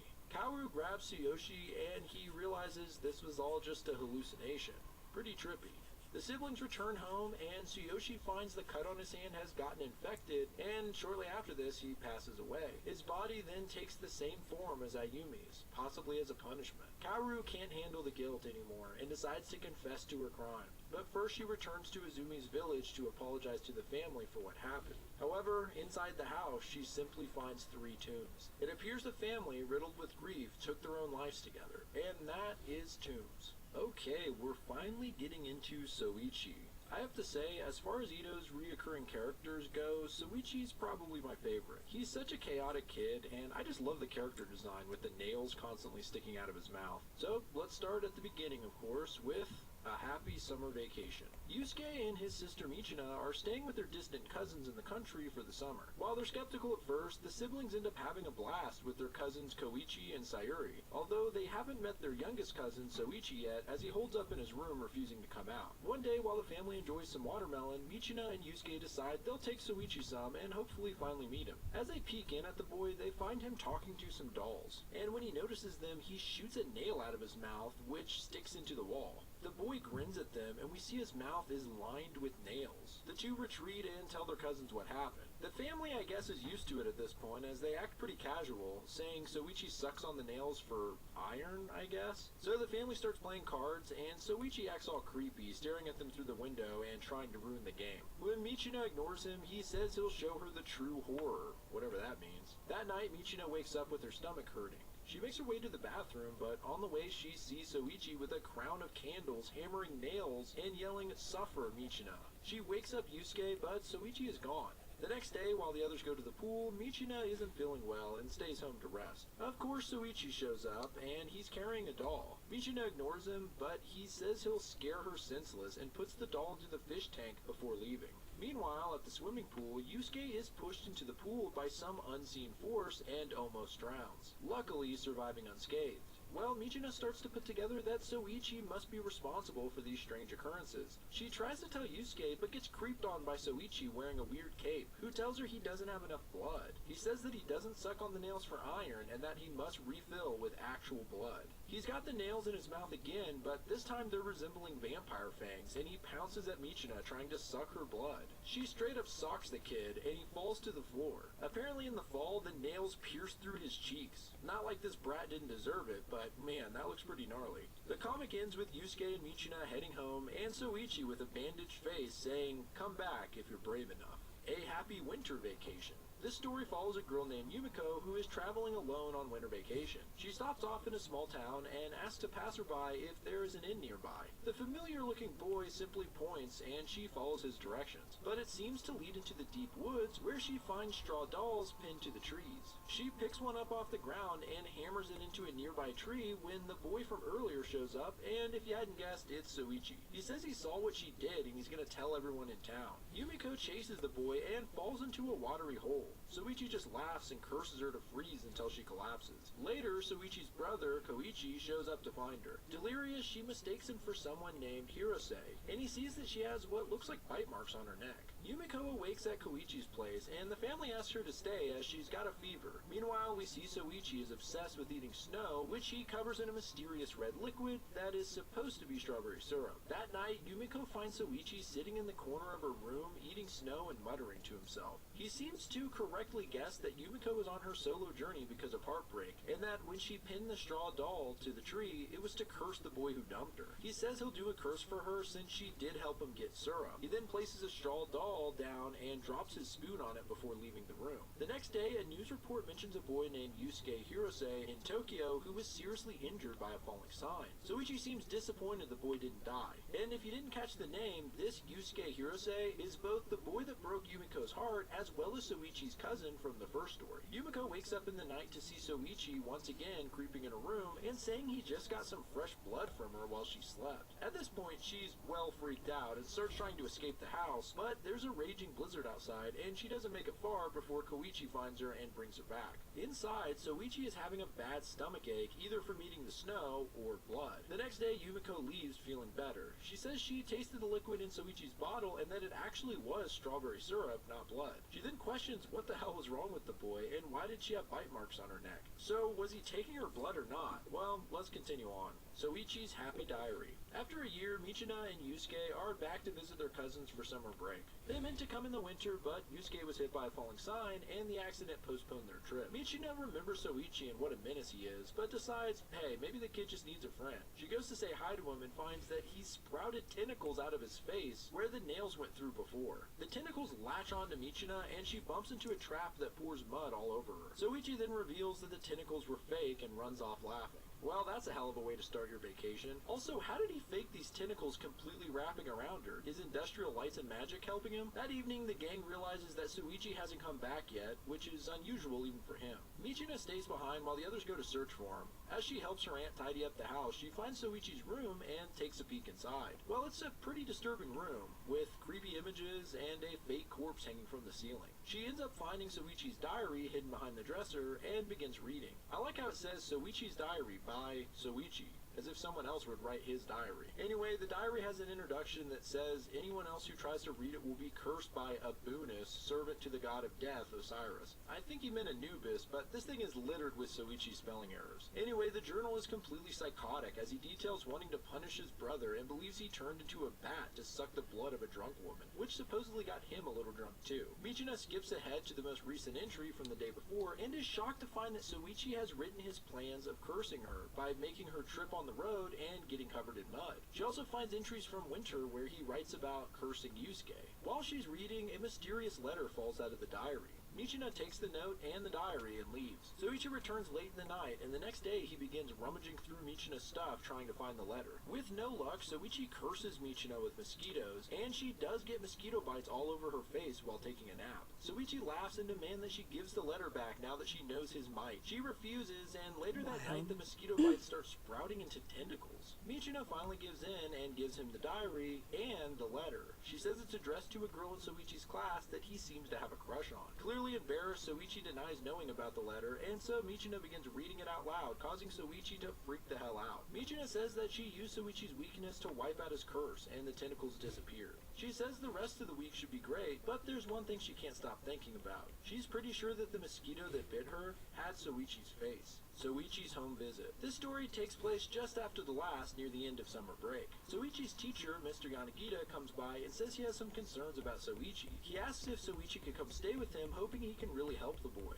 The mom reluctantly agrees as she's worried about Soichi's future. This doesn't last long at all, as that night Soichi comes back having escaped his teacher's house. The next day, Yusuke returns home to Tokyo to start cram school, but Michino decides to stay. Mr. Yanagita comes by the house saying that forcing Soichi to come with him obviously isn't going to work, so he asks if he could come to Soichi, hoping to instill some healthy habits into his life. They play a game of badminton, but Soichi sets up his teacher to fall in a trap in the yard. Still, Mr. Yanagita hasn't given up, and the next day he asks Soichi what he likes to do. Soichi tells him he wants to summon spirits, and they can do so by talking to a certain doll. Yanagita plays along and asks the doll if he'll marry someone beautiful. To his surprise, the doll responds, telling him, "You'll be alone all of your life." Reminds me of a certain boy in black. Anyway, the teacher dismisses it as Soichi doing some pretty impressive ventriloquism. Over the next few days, the other family members notice something is off as Mr. Yanagita seems drained. His face is sunken in and he has bags under his eyes. Michino warns Yanagita to be careful as Soichi has strange powers. He tells her that when he was a child he was extremely difficult to deal with, but due to a teacher that didn't give up on him, he changed his ways and he feels he must repay the favor. Michino says she thinks there's probably no helping Soichi, but if there is any untwisted bone in his body, it's his feelings for Yuriko, the girl in his class that he likes. Mr. Yanagita shows up the next day with Yuriko and leaves her and Soichi alone to talk. What kind of parents are just letting this dude take their kids out and about like that? Anyway, Soichi is clearly flustered, and the girl gets up to leave, calling him a creep. Next thing you know, we see some nails slide out of Soichi's mouth, and he shoots the poor girl in the arm. Mr. Yanagita chases Soichi into the attic, where he finds him sporting a weird candle crown. Even weirder is a life-size doll resembling Mr. Yanagita. Soichi tells him that the doll will begin moving soon, as it's been absorbing his teacher's soul for a while now. In the final page, we see Soichi climb down from the attic, followed by a blank-faced Yanagita, who has nails coming out of his mouth. Which leads us to Teacher of Cloth. This is the longest Soichi story yet, and it's also the first one to get outright crazy. Instead of just subtle curses and mischief, this story displays Soichi's curses in a much bigger way. It picks up right after the last chapter, with Soichi successfully transferring Mr. Yanagita's spirit into the cloth doll. The whole class is weirded out by the new Yanagita, who's acting strange and has nails in his mouth. With the teacher under his control, Soichi becomes a menace to his class and gets away with everything. Plus, he and the cloth teacher just play around shooting nails at each other. Another teacher, Miss Soga, catches the two and reprimands Soichi, as well as questioning Mr. Yanagita. At school, the class rep, Wakayama, questions the teacher's subject matter as it's complete nonsense and is sent to run laps around the school. Later, Wakayama and his friend Koda are approached by Yuriko, who you might remember as Soichi's crush. She tells them everything she saw and the three spot Soichi spying on them. They ask him what happened to Mr. Yanagita, and he just laughs and runs away. Right before he escapes, however, Wakayama manages to grab him by the shorts, exposing his bare ass cheeks. At home, Soichi is fuming about how Wakayama showed his butt to the world, saying, "Looking at my butt is a serious crime." Okay, that made me laugh. The next day, Wakayama shows up to school with a beard. He says he tried to shave it, but it just immediately grows back, and considering he's in elementary school, this is a serious problem. The cloth teacher takes note of this and demands he shave it. He pulls out a straight razor and begins wildly swiping at the boy before being stopped by Miss Soga. Mr. Yanagita is then called to the principal's office. I should probably note that during that chase, Mr. Yanagita actually sliced off one of his fingers, and under inspection, it's confirmed to be stuffed cloth. While in the principal's office, the cloth doppelganger tries choking the principal out before running away laughing. Meanwhile, Wakayama and the gang were told to meet Miss Soga at her apartment after school. When she finally shows up, we see that it is another cloth doll. She chases the kids down, and Wakayama grabs a torch from a nearby campfire, lighting her head on fire. The kids go to Soichi's house and sneak into his attic. They don't find Mr. Yanagita or Miss Soba, but do find a cloth replica of Wakayama. Koichi finds the trio and listens to their tale, but doesn't believe them, telling them to go home. The next day at school, the cloth Miss Soba starts chasing the kids for revenge over her burnt face, and in the meantime, Soichi brings the cloth Wakayama to life, as witnessed by his brother Koichi. The plan is to have the cloth Wakayama run naked through the streets to embarrass him. At the same time, Soichi is approached by Mr. Yanagita, who wants to play with him some more. Soichi dismisses him as he's focused on his other creation right now. This all culminates in a crazy sequence when the fake Wakayama runs through the schoolyard. The cloth Miss Soba mistakes him for the real Wakayama and tears him into pieces. Meanwhile, cloth Yanagita is chasing down Soichi and finally catches him, shooting a nail right in his ass. Soichi cries out in pain and demands he leave him alone. This seems to break the curse, and the two dummies drop to the ground. We also learn that the real Miss Soba and Mr. Yanagita were found after this, and even Wakayama's beard went away. Next up is Soichi's birthday. Once again, Michina and Yusuke are visiting on a holiday break, and today they're celebrating Michina's birthday. Soichi starts shooting nails from the ceiling, and the family suddenly remembers it's also Soichi's birthday. He refuses to join them, and they carry on without him. Soichi starts up his curses, of course, and as they move to another room, Koichi trips and falls. Although he somehow manages to avoid smashing his face into the cake, he could have sworn someone tripped him. Michina mentions that it's strange how Soichi is unlike anyone in the family, but they explain that Soichi was actually very much like his grandmother. Koichi tells them that she was a very strange woman, always having premonitions that never came true. When Soichi was born, she predicted that it would be twins, and when it clearly was only one child, she still acted like there were two babies, Soichi and a brother who she called Soji. As a small child, Soichi would even play with Soji like an imaginary friend, until one day the grandmother said she was taking Soji on a walk and never returned. That night, Michina opens the closet to see the grandmother sitting there. She freaks out and tells the family, but of course they find no trace of her. Soichi tells Michina that every year on his birthday, Grandma and Soji visit him, and that they have a party together. He also says that they hate Michina, and who knows what they'll do to her. As you might expect, Michina is in fact attacked that night by the grandma and a boy resembling a younger Soichi. At the same time, Soichi returns to his room and finds that Michina had left a piece of cake for him. Suddenly, the spirits vanish. It seems in a rare moment, Soichi has called off the curse as he eats his cake. Soichi's petty curses. Okay, this one's interesting. It takes place a little bit after the last story, as Soichi and his siblings look a little bit older. It also is mostly from Soichi's perspective, so we get a better look at his psychopathic thinking. It begins with Soichi hammering a doll in the woods, and a boy holding his stomach in severe pain crying for help. The next day, Soichi is sitting in class muttering to himself about how amazing he is, and how everyone else is mediocre by comparison. He even calls himself superhuman. We see how delusional he is when he makes the assumption that because two girls stayed inside for recess, they must want to be close to him. Later, as he walks home from school, he mentions that, although he doesn't look it, he's a gentle-hearted boy. He digs up a hibernating toad and takes it home, keeping it in a candy box. As his family watches TV, Soichi sits in the hall insulting his family members. He takes the frog and terrorizes his sister with it. He then says, "I am unexceptional, I am unexceptional, hold my head high." Koichi smiles and makes fun of him for not understanding what the word unexceptional actually means. Soichi looks it up in the dictionary and realizes his brother was right. Also, if you look at this panel here, you'll see that he has a poster from Nosferatu on the wall. Just thought I'd mention it. Looking at his toad, Soichi comes up with an idea for a hibernation curse. He goes into the woods and buries a doll up to its head. At school, some kids are talking about a boy named Kuroda who's been missing. We then see a pretty scary man walking about the woods. Apparently he owns this land and is pissed off that someone keeps nailing dolls into his cedars. He then stumbles upon a head sticking out of the ground and finds it to be the missing boy. Luckily the kid survives, but Soichi's pissed off because he wanted to see him hibernate till spring. He notices three of his classmates chatting and starts breaking down their relationship dynamic and how it can be torn apart. It's pretty twisted stuff, and it's It's unclear whether Soichi really does have great insight, or if this is yet another delusion. He approaches one kid, Ishizaka, and tells him he knows he hates his friend Kawai, and that he'll curse him as a favor. The kid is immediately weirded out, of course, and even warns Kawai, who simply laughs it off. As the friends talk, they witness the owner of the Cedar Woods walking with a giant bear trap. Back at his house, Soichi is torturing his sister Sayuri with a spider he found. Koichi intervenes and begins chasing Soichi with it instead until he locks himself in his room, and this inspires him to cast a spider curse on Kawai. First, he pokes a voodoo doll in the stomach, causing Kawai to have to go to the bathroom, and then he drops a rubber spider onto the doll as well. As Kawai gets to the stall, he then sees a giant spider crawl over the door and wrap him in web. In reality, he's simply covered in toilet paper, but he faints from fright and is taken to the hospital. Soichi then approaches Ishizaka, hoping for a thank you for the curse, but he immediately calls him out in front of everyone. Soichi, mad from the embarrassment, decides he'll curse Ishizaka next. He alters his voice and calls him late at night, telling him he's won a free trip around the world, and Ishizaka agrees to meet him at the park for details. Soichi thinks he's completely fooled him, but Ishizaka's just like, well, that was obviously Soichi, but I want to see what he's up to.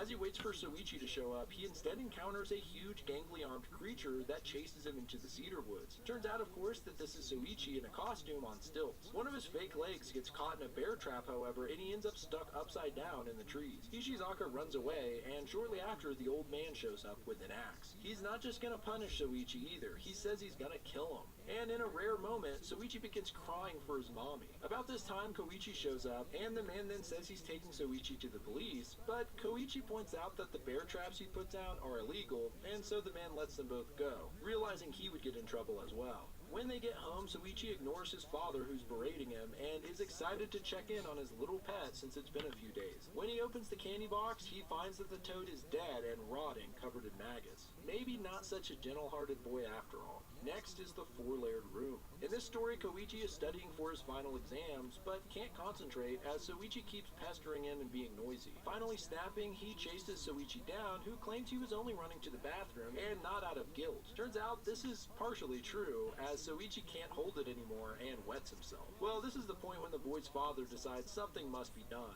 He calls up a friend who's in construction to soundproof Koichi's room so he can't be distracted by Soichi. The company says it would take a month before they could do the job, which would be well past Koichi's exams. However, the next day, a construction worker named Tagaisu shows up to do the job. He claims he works for the company, but something's off about this guy. He's really creepy. Even weirder, he seems to get along well with Soichi, and the little menace even decides to help him soundproof the room. Tagaisu explains that he will add 4 layers of wall to completely kill all sound. He makes quick work of the room and heads off, but when Koichi checks it out, he finds it to be extremely small. Apparently by adding these 4 walls, there's not much space left, and it now barely even fits his desk. It's not ideal, but at least it's quiet, so Koichi just goes with it and finally gets some good studying done. That is, until he hears a strange buzzing noise. The noise gets louder, and he quickly pieces together that this must be Soichi from the other side of the wall. Koichi realizes there's actually a lot of space between the 4 walls, and that Soichi must be in between them. As Koichi climbs between the walls, he sees that the entire thing was made for Soichi, as there are trapdoors, ladders, and even lights. Finally, he sneaks up on Soichi, and a chase ensues. Koichi then finds that the place is full of traps as well, like a wall of nails and even a mud pit. After Koichi falls into the pit, he decides to give up chasing his brother, not wanting to find out what other horrors lie between the walls. When his father calls the company to complain, they say they have no records of Tagaisu, the man who came. While a lot of these endings are ambiguous, this one left me very curious. Who is Tagaisu? He looked kind of like Soichi. Was this like a phantom that Soichi summoned? Did he mind control someone? Or was this just another detailed cloth person? I don't know, but the extent of Soichi's powers seems to be growing. Next up, we have Coffin. In this one, Michina and Yusuke come to visit, but not for fun this time. It's to attend their grandfather's funeral. Koichi explains to his cousins that their grandfather seemed to know he may die soon, as just weeks before his death, he began building his own coffin. When Soichi saw this, he was ecstatic, asking his grandpa to make him one as well. He asked him to make one from those foreign vampire movies because he wants to sleep in it like Dracula. For some reason, his grandpa complies, but Soichi is utterly disappointed as the coffin looks nothing like the hexagonal western ones from the movies. Well, his grandpa tries another time, and I guess he really has no idea what a western coffin looks like, as he makes one that is a straight-up hexagon. Soichi laughs in his face, and Koichi tells him to show the old guy some respect, locking him in the hexagon coffin. That night, their grandpa died, and the kids mention how bad they feel that their grandpa spent his last days catering to Soichi's dumb wishes. As the family gives their condolences, Soichi is crying his eyes out over his grandpa's death. He even begins chanting a resurrection spell over the body. Turns out that Soichi is not so upset over his grandpa's death, but more the fact that he will no longer get his Dracula coffin. Michino wakes up that night needing to go to the bathroom when she sees something horrifying. Her grandpa, now a zombie, building a coffin downstairs. The old man sees her and begins laughing as he approaches. Now that's scary. On a separate note, Michino needs to quit walking around at night, stop drinking liquids 2 hours before bed, or just hold it or something, because every time this chick gets up to pee, she sees something freaky. Anyway, she cries for help, and when the adults arrive, there's no one around. They look inside the coffin to find Soichi, who says Michino must just be seeing things. However, at the funeral service the next day, everyone notices a strange old man amongst the group. They look closer to see that it is in fact Grandpa, somehow resurrected as a zombie, and everyone freaks out running away. After that, the family lives in fear as Grandpa comes up to the house night after night building dozens of coffins for Soichi, who is extremely picky. I didn't expect that ending. Usually it would have ended after Michino saw the zombie, but the fact that everyone witnessed it and are now seeing it on a daily basis is pretty crazy. Next is Rumors. Rumors takes place primarily at Soichi's school. It starts with Soichi looking through a magazine and mentioning that one of the models looks pretty creepy. For the most part though, we follow a girl named Midori who's in competition with another girl named Madoka as the cutest girl in class. They also both happen to like the same boy, Otsuka. She mentions how creepy Soichi is with his mouth nails and random muttering. That week, rumors begin spreading about Soichi. That maybe he's not quite as gloomy as everyone thought. The rumors range from him hitting a home run at a baseball game, saving a boy from getting hit by a car, and having a celebrity cousin. Everyone begins praising Soichi for all his good deeds and begging him to get them an autograph from his famous cousin. Meanwhile, Midori's crush, Otsuka, is in the hospital after getting weird stomach pain. Probably another Soichi curse. Midori is disappointed to find that she's not the only one who's brought flowers to Otsuka. Madoka is there as well, and their rivalry intensifies. Back at school, Midori finds Soichi sneaking around and whispering rumors to groups of people. The most recent being that Midori is in love with him. The class is going crazy with the hot new rumor that Soichi and Midori are, quote, doing it, and Midori's finally had enough. She tells the class that Soichi has been spreading the rumors and that none of them are likely true. Soichi then pulls out a supposed autograph by his cousin, but he clearly did it himself, even spelling the name wrong. With this, the class realizes it was all a sham. A few days later, a magazine cutout of a model is pinned to the classroom blackboard. This model looks disturbing, and if you remember from back in the Shiver collection, this is none other than Fuji. Soon the school is flooded with rumors about the model chasing after kids all over town. The rumors say that this model has come to the small town because of the local swamp. Supposedly, soaking in the swamp is good for the skin. The teacher tells the kids that these are all just stories, relating it to Kuchisake Onna or the Slipmouth woman. Otsuka has returned from the hospital, and a rumor has spread that Madoka has been visiting the swamp to get better skin, hoping to attract him. Midori doesn't want to come up second, and decides in order to compete, she must visit the swamp as well. As she enters the cold, slimy bog, Soichi appears with a camera and begins taking her picture. He laughs as he tells her that he made up all the rumors, hoping to lure her here. Suddenly, something begins to rise out of the swamp. A head emerges from the water, and we see that it's actually Fuji. As she comes up covered in mud, she spits out a frog and turns her attention towards Soichi. She's pretty pissed that he's taking photos of her, assuming that he's paparazzi, and she shows her sharp teeth, saying, "Your flesh looks tender and tasty." Midori takes the opportunity to escape and wonders whether Soichi is okay as she runs away.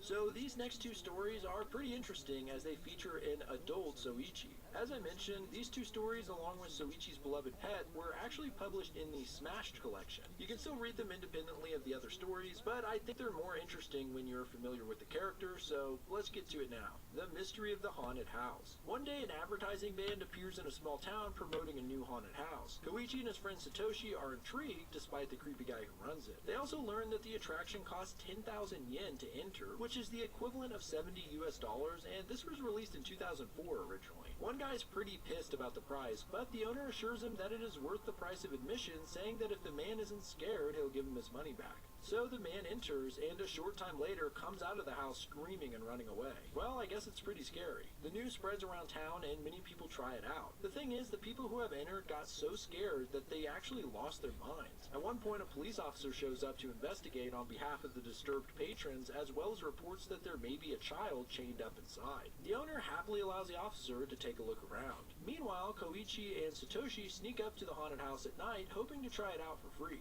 As they approach the house, they hear some terrible noises from inside. The owner then appears. He admires their guts for trying to sneak in and allows the boys to enter for free. They walk inside and find that the first room is pretty cliche haunted house stuff, with fake papier-mâché heads laying around, except for one that looks eerily realistic. Suddenly its eye opens, and she begins singing a strange song, saying her brother set up this haunted house, and it's too bad she can't lend a hand. In the next room, they find an old woman standing in a well, saying, "Welcome to my son's haunted house." They then see a sign that reads "Hell Ahead," and see a bloody pond with an old man's head poking out, saying, "Hello, I'm his father. I hope you enjoy the house." The kids speculate that this must be a family-run establishment, and sure enough, next they encounter the owner's older brother. He's pinned to a crucifix and begs the boys to let him down, saying he can't take it anymore. He says his brother isn't normal, and he's been this way since he was a kid, always cursing people. Here we see without a doubt that the owner is actually Soichi, all grown up. Apparently Soichi has learned more advanced magic and uses it to control his family into doing whatever he wants. He also mentions that Soichi has a child chained up ahead, and that the child's mother was even stranger than Soichi. In fact, Soichi is afraid of her. Soichi shows up at this point and stops his brother from talking.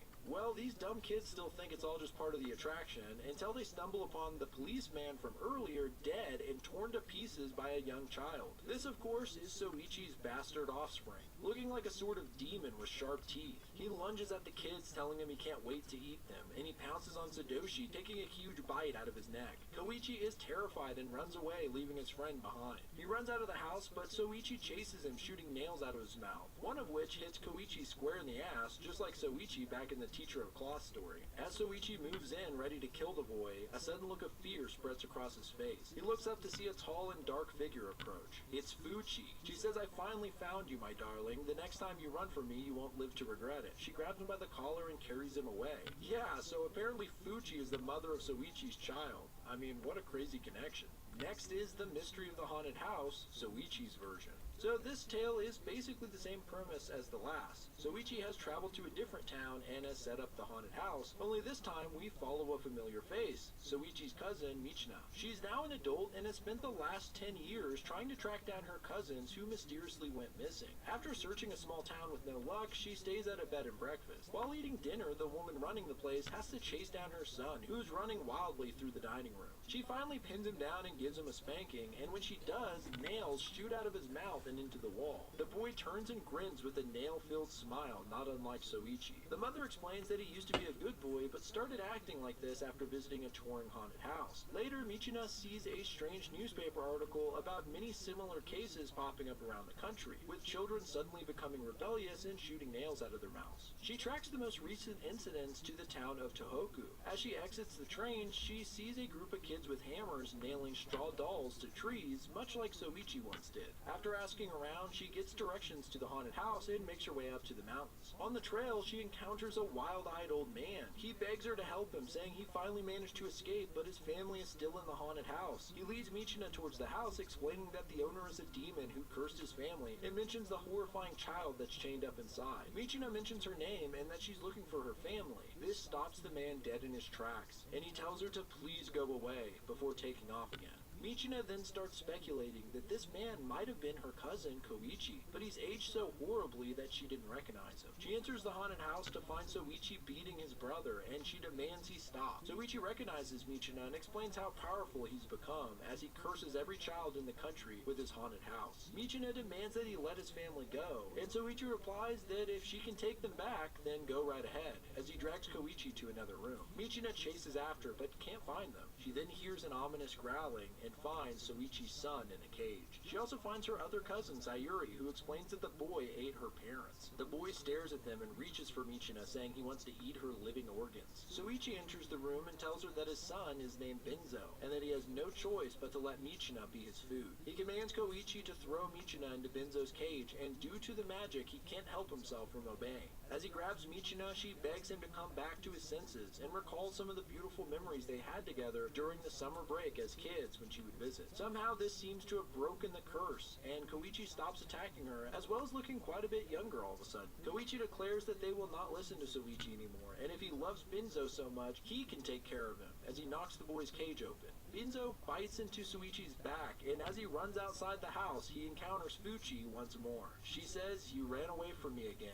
I can't forgive you this time," as she closes her gigantic mouth around his head. On the next page, a young Soichi wakes from a nightmare. Yeah, apparently this was all a dream, and we see Michina, Yusuke, and their cousins eat some watermelon on a happy summer vacation. Yeah, that was a strange one, and it has one of the few happy endings in this whole series. Soichi's beloved pet. Well, since it turned out that the future stuff was all a dream, these last two stories are back to following a young Soichi. In this story, Sayuri finds a stray cat while walking home from school and begs her parents to keep it. The cat is having a good time exploring the house until it runs into Soichi, who creeps out with a mouthful of nails. The cat turns away from him and literally farts in his face, so Soichi shoots nails at the poor thing and then chases it with a noose, dragging it by the neck. Sayuri catches him and slaps the shit out of him, along with the cat scratching his face. Koichi lays in on Soichi, saying that people who torture animals end up being murderers. After this, Soichi finds a dead snake on the road and curses it. Alright. He then uses the snake's body like a toy for the cat So to play this with. is Before his siblings can stop him, the cat grabs where the we snake at? and begins eating it. After this, the cat starts acting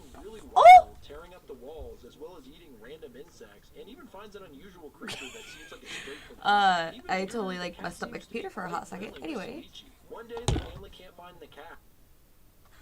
So I'm done with the pants. I think I'm done with his hair, his glasses. And I'm gonna work on his shoes.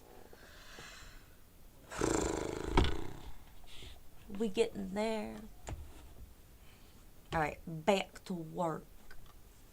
As they search, the air seems to be filled with cat fur. They find the cat sitting on Soichi's lap, shedding a ton of fur, and also looking worse for the wear with sharp teeth and wild eyes. As Sayuri approaches the cat, it hisses violently, causing her to cry and run away. Next, Koichi tries to grab it and produces a huge electric shock, knocking him on the ground, as well as shocking Soichi. Soichi tries to get rid of the cat, but it continues to come back to him, shocking him more each time. In the end, the cat seems to go back to normal, and Soichi is covered in bandages. It seems this time his curse backfired. Soichi possessed. Okay, last but not least, this story is only a few pages long, and is actually a really short Soichi and Tomie crossover. Soichi's been acting unusual lately, refusing to eat, staying in his room all day, and repeating the name Tomie over and over. Koichi speculates that maybe Soichi is possessed, and that perhaps this Tomie is responsible. He looks into Soichi's room to see that someone else is in his brother's bed with him. He pulls off the cover to see that it's a creepy-ass old lady whispering to Soichi. Soichi explains that she randomly snuck in through his window and started telling him scary stories. Later, we see Koichi explaining all of this to a girl on a date. The girl says, "You've got an interesting little brother, I'd like to meet him." And in the next panel, we see that this is of course Tomie, who is now controlling Koichi as well. And that, my friends, is every single Soichi story to date. And the last story for part 3. Okay, that's all I got for you this week, and I'll be back next time with even more Junji Ito, so stay tuned. Thanks everyone for watching. If you like the intro and outro music that's likely playing right now, go check out Kill Me Katie, and of course, big shout out to my patrons. If you want your name displayed at the end of every video like these fine people, consider becoming a patron, where you'll get Alright, that was pretty solid.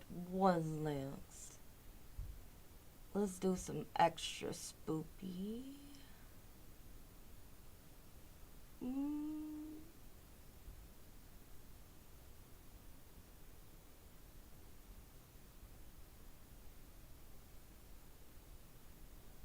What? Welcome back Wait, hold to on. Wiki News. In the latest news surrounding popular content creator Corp's husband, fans are expressing concern over his recent controversies and absence from social media.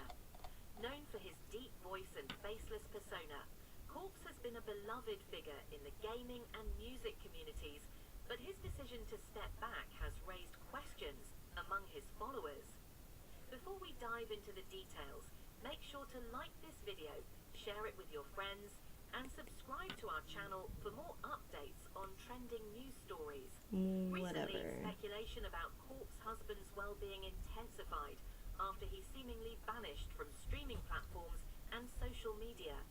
His last YouTube video was posted in November 2021, leading many to his well-being, assuring fans that he is doing well and simply enjoying a break from the internet. Valkyrie... Whatever.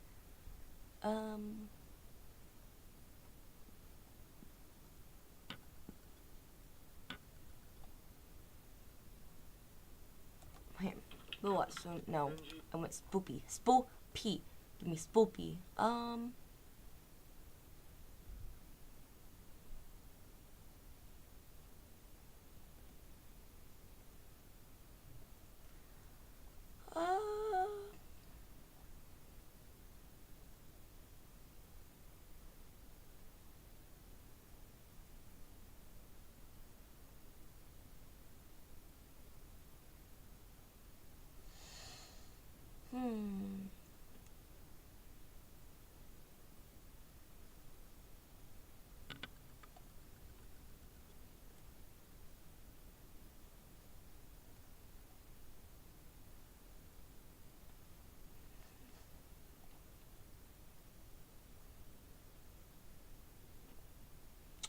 Here's some unsolved mysteries. Let's go.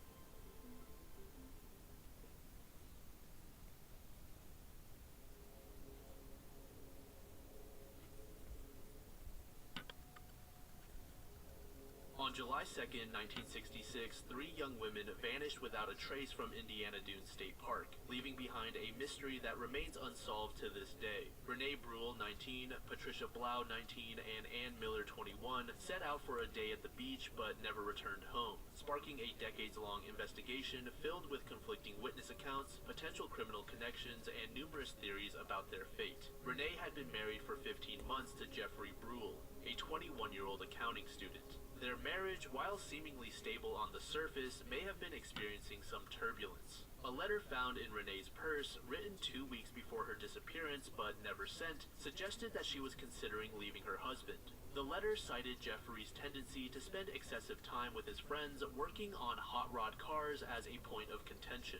Despite this potential marital discourse, Renee's family downplayed the significance of the letter, suggesting that she might have written it in a moment of frustration and later decided against sending it. This discrepancy between the letter's content and the family's interpretation adds a layer of complexity to understanding the young woman's state of mind leading up to her disappearance.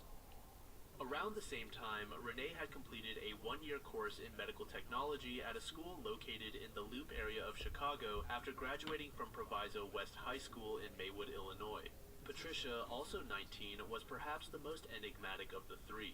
Her background reveals a young woman with diverse interests and potentially complex personal circumstances. Patricia was a skilled swimmer, capable of covering distances of 20 to 30 miles. This ability will become important later on. She had worked as a secretary at Sears, Roebuck & Company for 6 months before taking a similar position at Commonwealth Edison. Patricia's true passion, however, lay in equestrianism.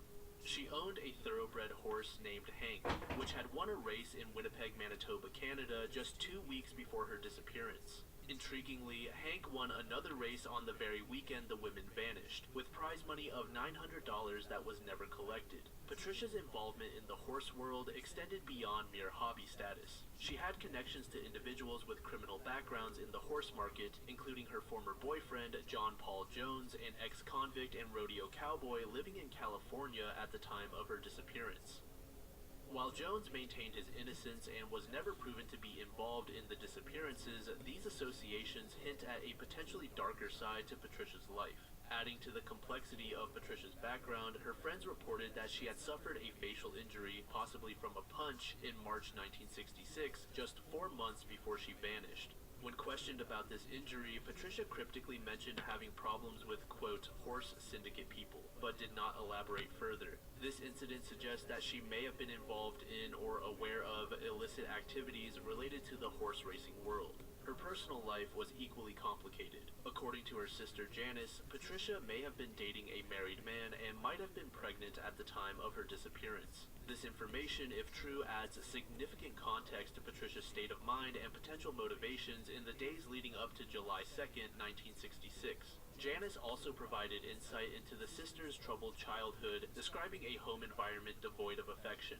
There was no love at all, Janice recalled. I don't ever remember my parents kissing me or telling me they love me or holding me on their lap. This difficult upbringing may have influenced Patricia's life choices and relationships as a young adult. Perhaps most intriguingly, a friend of Patricia's claimed that she had mentioned plans to stage her own disappearance in 1966, stating that she never intended to be found. While this claim must be treated with caution, it opens up the possibility that she may have had premeditated plans to vanish. Ann Miller, at 21, was the oldest of the three women. Like Patricia, Ann was an accomplished swimmer, though the exact extent of her abilities is less clearly documented. She owned the 1955 Buick that the women drove to Indiana Dunes State Park on the day of their disappearance. She worked as a horse exerciser at Oak Brook Polo Club. This job not only aligned with her passion for horses, but also placed her in the same social and professional circles as Patricia. It was through their shared interest in horses that Ann and Patricia initially met, as they boarded their horses at the same Illinois stable. Ann's personal life, like Patricia's, was complicated. Her friends told authorities that she was approximately 3 months pregnant at the time of her disappearance. Apparently, Ann had mentioned the possibility of entering a home for unwed mothers prior to vanishing. This situation, if true, would have placed significant emotional and social pressure on Ann, given the stigma surrounding unwed mothers in the 1960s. Like Patricia, Ann was reportedly dating a married man.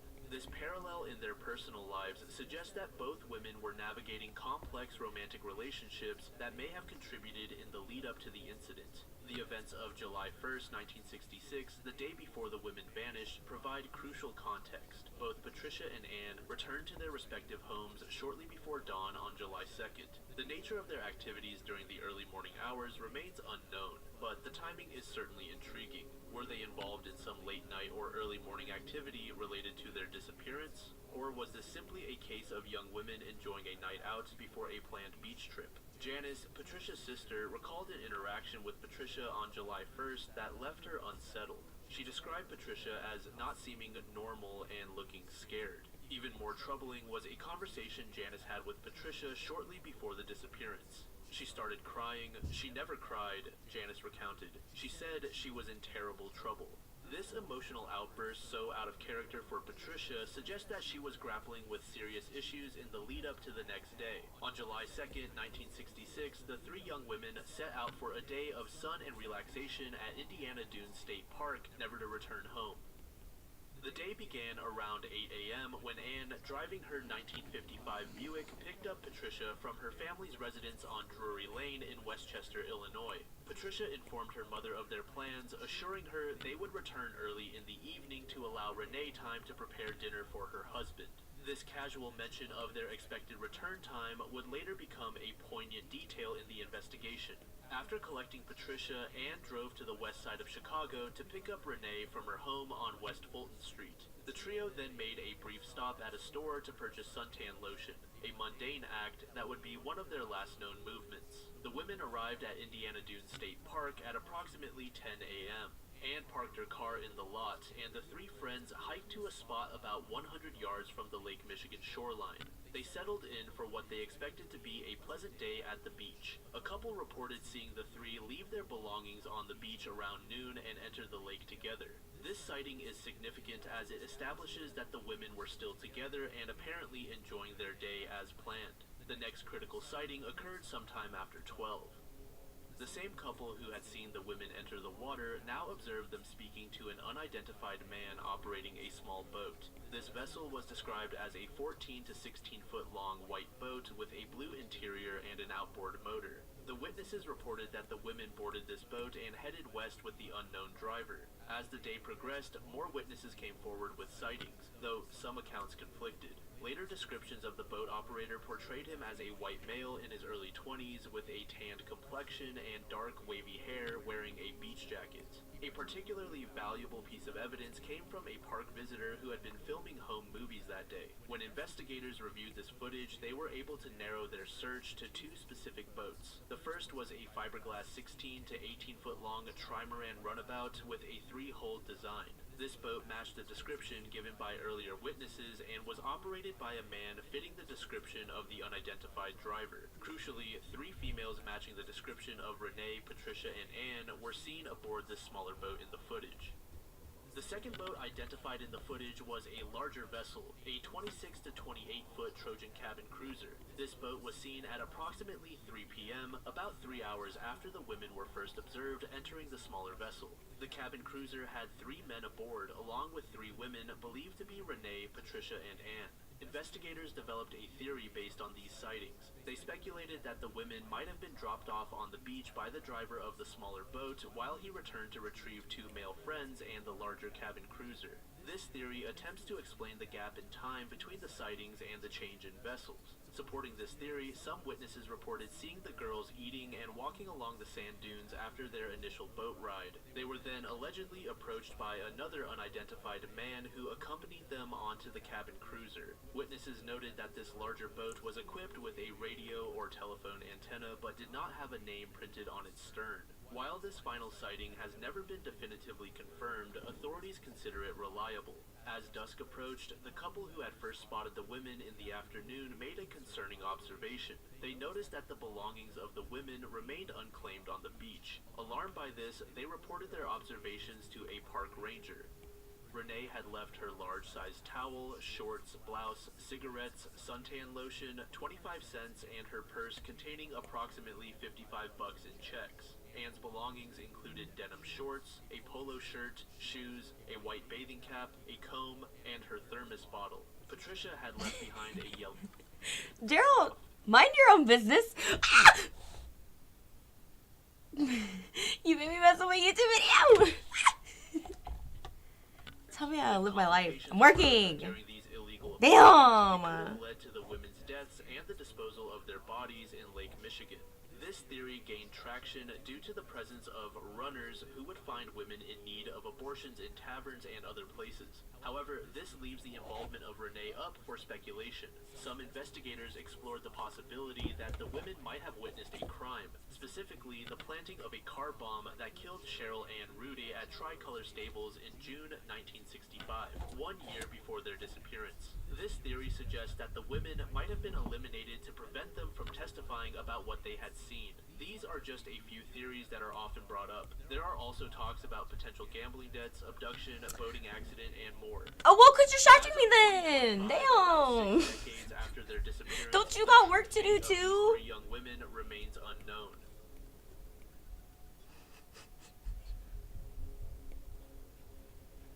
The tragic murder of Eva Roy in 1918 is a sad case that occurred in the small community of Burke, Virginia. Burke was a rural farming community that had begun to see growth and development in the late 19th and early 20th centuries. The arrival of the Orange and Alexandria Railroad in 1848 had established Burke Station as a notable stop, connecting the area to larger urban centers and facilitating trade. This railway would play a significant role in Burke's development and in the investigation of the girl's murder. Peter Quit Roy, typing the girl's then. father, was a Danish immigrant who had moved to Fairfax County from Minnesota in Like, I'm just trying to 1912. He draw. purchased 2 parcels of land near the Which, intersection okay, hold of on. Old Keene Mill Road and Sidenstricker Road, totaling Bro, is it already 12 something? Are you on break? Is that what this is? Anyway, what? Farmer in the area. As a widower, Peter lived with his eldest daughter Caroline, Come her on, husband focus. William K. German, and his younger daughter Ava. The Roy family quickly integrated into the Burke community. Peter became an active member of the Lee Chapel That's where I'm Methodist Church, occasionally preaching there. This church, constructed in 1871 and named in honor of General Robert E. Lee, served as a central hub for community activities in Burke. Ava, born on September 21st, 1903, was known in the community for her kindness. At just 14 years old, she had already taken on responsibilities beyond her years. For example, teaching Sunday school at church. This involvement in community life made her a beloved figure among residents. Fast forward to August 6th, 1918, she was tasked with tending to the family's small herd of cows. At around 9 Man, I'm a.m., gonna fist she set fight out from you. her home to carry out this You want to play marbles tonight? Since you're, like, you know, not doing work. I'm busy bothering me. You want to play marbles tonight?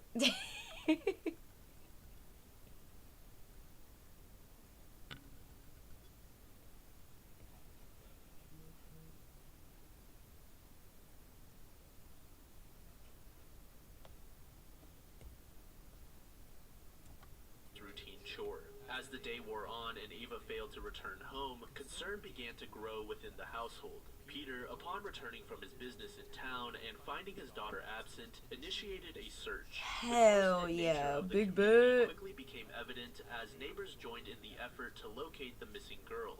The search continued through the night and into the next day. Approximately 24 hours after Ava's disappearance, the community's worst fears were realized. Her body was discovered in a wooded area near the old Hans house. She had been assaulted and strangled to death. Her body was found tied to a tree, bound with strips torn from her own clothing. This brutal act of violence against a young innocent girl sent shockwaves through Burke and the surrounding areas.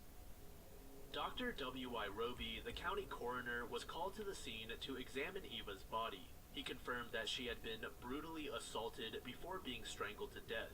Throughout her body, there were numerous scratches and cuts. In their shock and grief, well-meaning neighbors who discovered the body inadvertently compromised crucial evidence. They moved her body and, in an attempt to provide dignity in death, washed her clothing. These actions, while born of compassion, destroyed vital forensic evidence that might have helped identify the perpetrator. News of the murder quickly spread, making headlines not only in Fairfax County but also in Washington, D.C. and across the country. The brutal nature of the crime, coupled with Ava's young age and her standing in the community, captured public attention and fueled a demand for swift justice. A coroner's jury was quickly appointed to begin the formal investigation. They reached a preliminary conclusion stating, "We, the jury, find that Ava Roy came to her death at the hands of some unknown person, and the indications point to Lou Hall as the probable perpetrator of the crime." Lou Hall, a 33-year-old woodcutter who lived about half a mile from the crime scene, became the first suspect in the case. He had been seen in the woods near the time of the disappearance, which initially cast suspicion on him. However, the case proved to be far from straightforward. As the investigation progressed, several other suspects emerged, each seeming to offer a potential solution to the crime, only to be later eliminated. The twists and turns of the investigation would keep the community on edge for months. One such suspect was William Wooster, a 16-year-old who had recently been released from an insane asylum.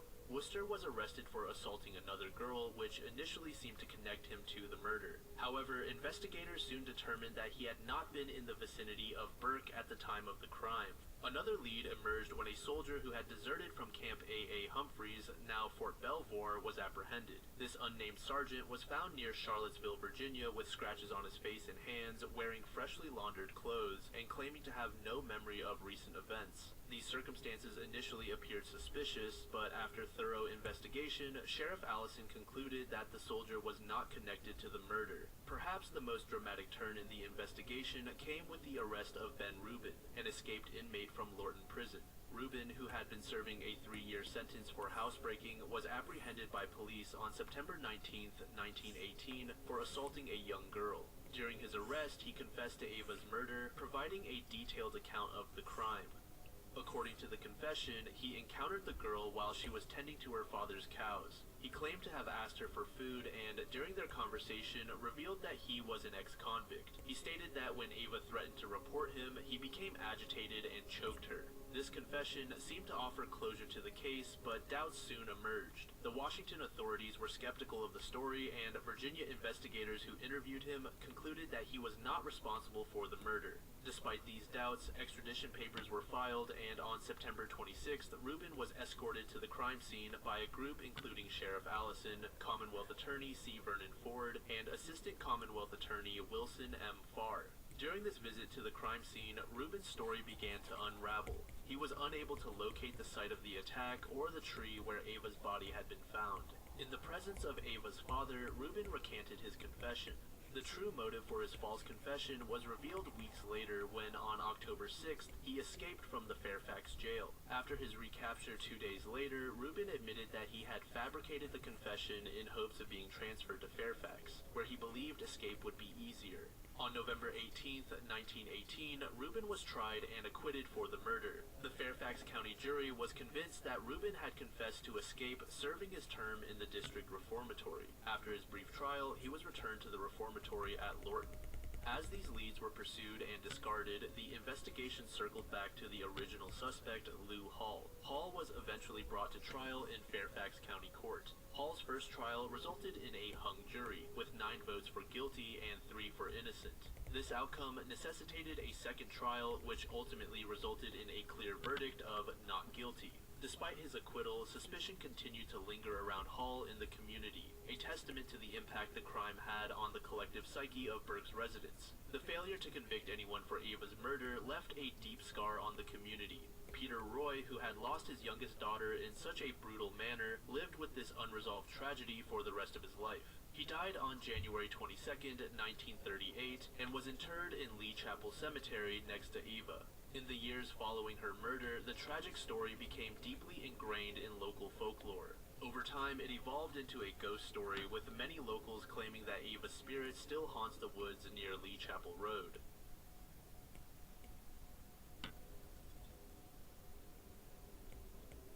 Corey McKeague's story begins in Perth, Scotland, where he was born on September 16, 1993. Growing up in Cupper Fife, Corey enjoyed a relatively happy childhood with his 2 brothers, Macahan and Derek. The 3 boys were close in age, with Corey and Derek being particularly close, often mistaken for twins due to their similar appearance. The McKeague brothers spent their early years in a home filled with pets, including a dog named Homer and a rat called Stuart Little. They lived near their primary school and took full advantage of their proximity to the countryside, often spending days riding bikes, playing in streams, and building dens with friends.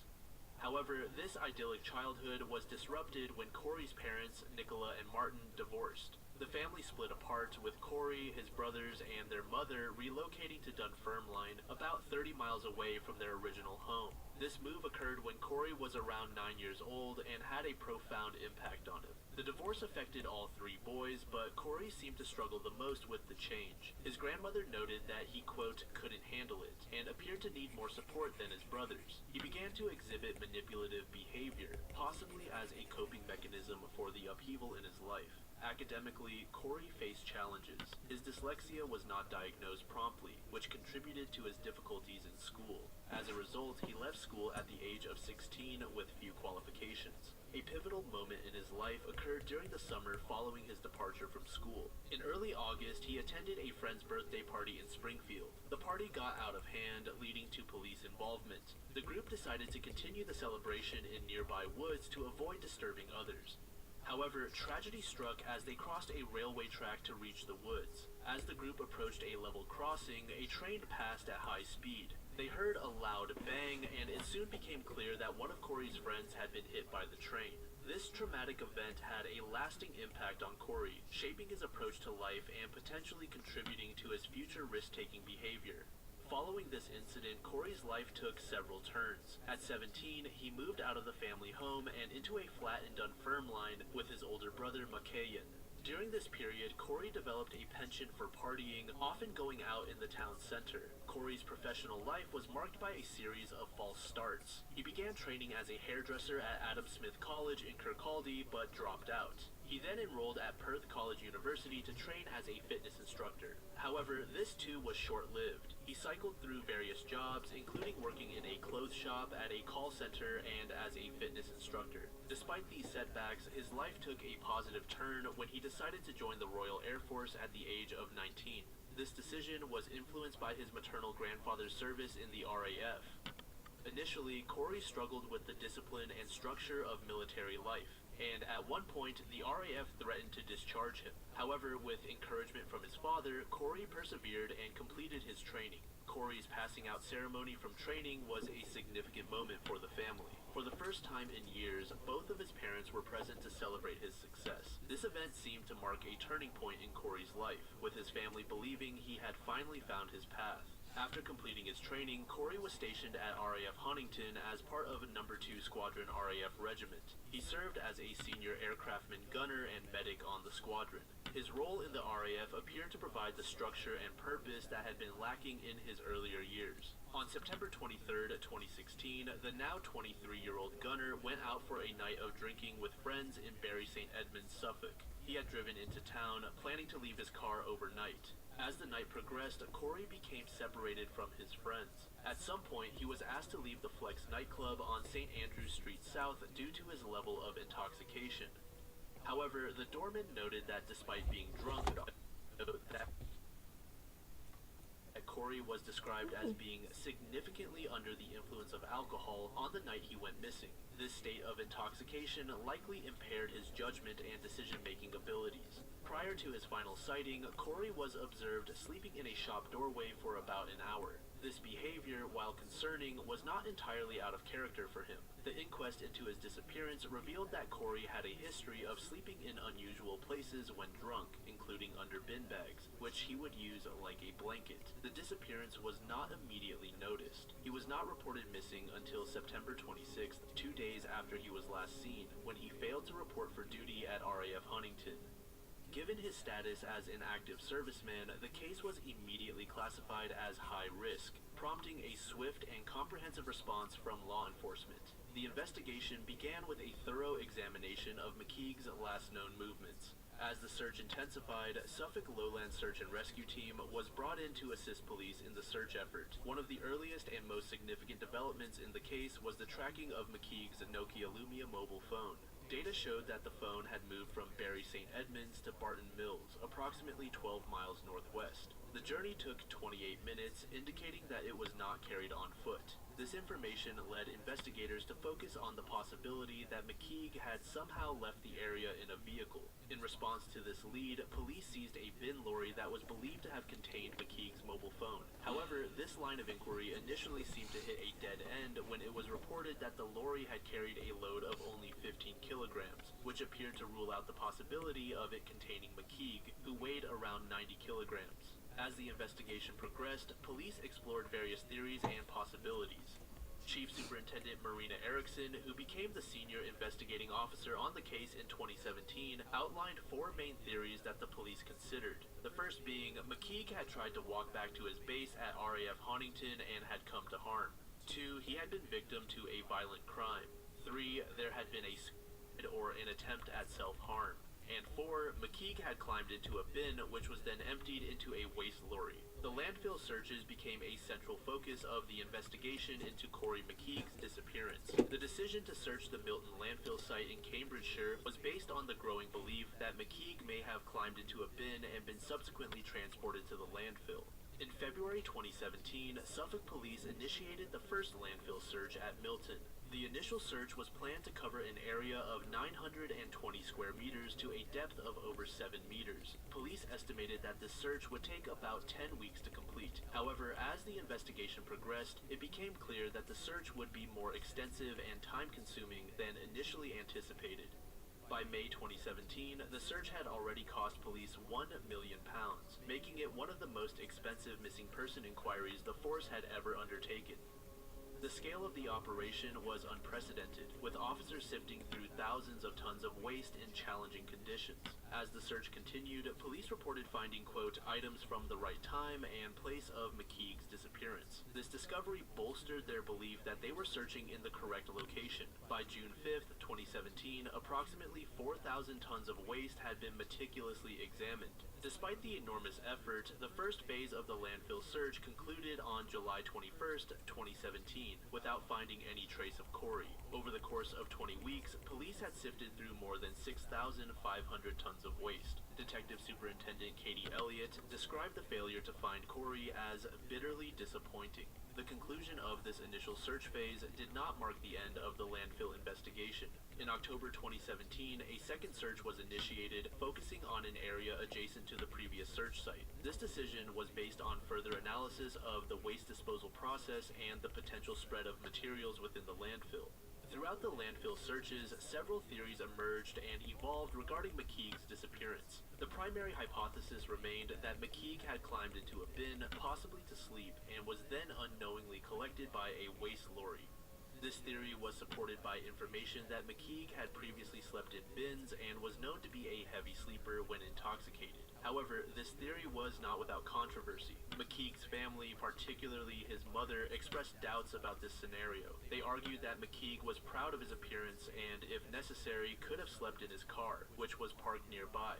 If you recall, I mentioned that the waste vehicle was said to have been carrying 15 kilograms, making it seem unlikely that McKeague was inside. However, in a dramatic turn of events in March 2017, police revealed that an error had been made in the calculations of the bin lorry's weight. The corrected figure showed that the lorry's load was actually close to 100 kilograms, aligning with the possibility that it could have contained McKeague. This revelation reinvigorated the landfill search efforts and seemed to corroborate the theory that McKeague had indeed been transported to the landfill site. The landfill searches also uncovered other items of interest, though none directly related to McKeague. In April 2017, a human skull was discovered at the site. However, forensic analysis determined that it belonged to a woman and dated back to before 1945, ruling out any connection to the McKeague case. As the search continued without success, alternative theories were explored. Some speculated about the possibility of third-party involvement in McKeague's disappearance.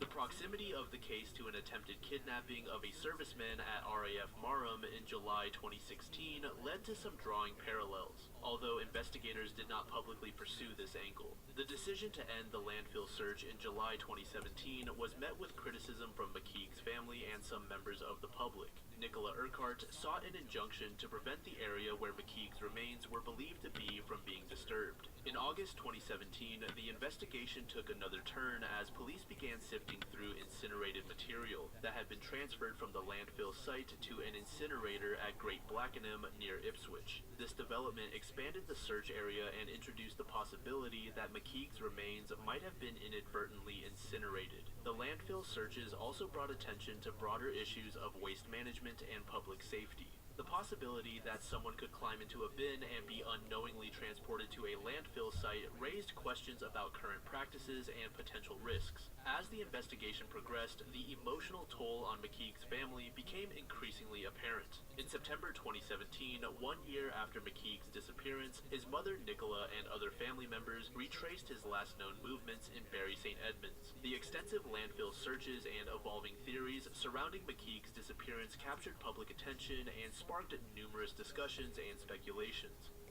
Some individuals developed alternative theories, leading McKeague's father, Martin, to criticize conspiracy theorists who he believed had misled people about the case. Despite the lack of definitive findings, the landfill searches provided valuable information that shaped the overall understanding of the case. The investigation's focus on the waste disposal route and the landfill site helped to narrow down the possibilities and provided a framework for interpreting the available evidence. The conclusion of the landfill searches did not mark the end of the investigation. Police continued to review and analyze evidence, considering all possible scenarios. However, as time passed, the likelihood of finding McKeague alive diminished, and the focus shifted towards determining the circumstances of his disappearance and presumed death. In March 2022, an inquest into McKeague's death concluded that he had died after climbing into a bin, which was then tipped into a waste lorry. This finding largely aligned with the theory that had driven the extensive landfill searches. The inquest determined that McKeague's death was due to compression asphyxia in association with multiple injuries. The jury concluded that his death, quote, was contributed to by impaired judgment due to alcohol consumption.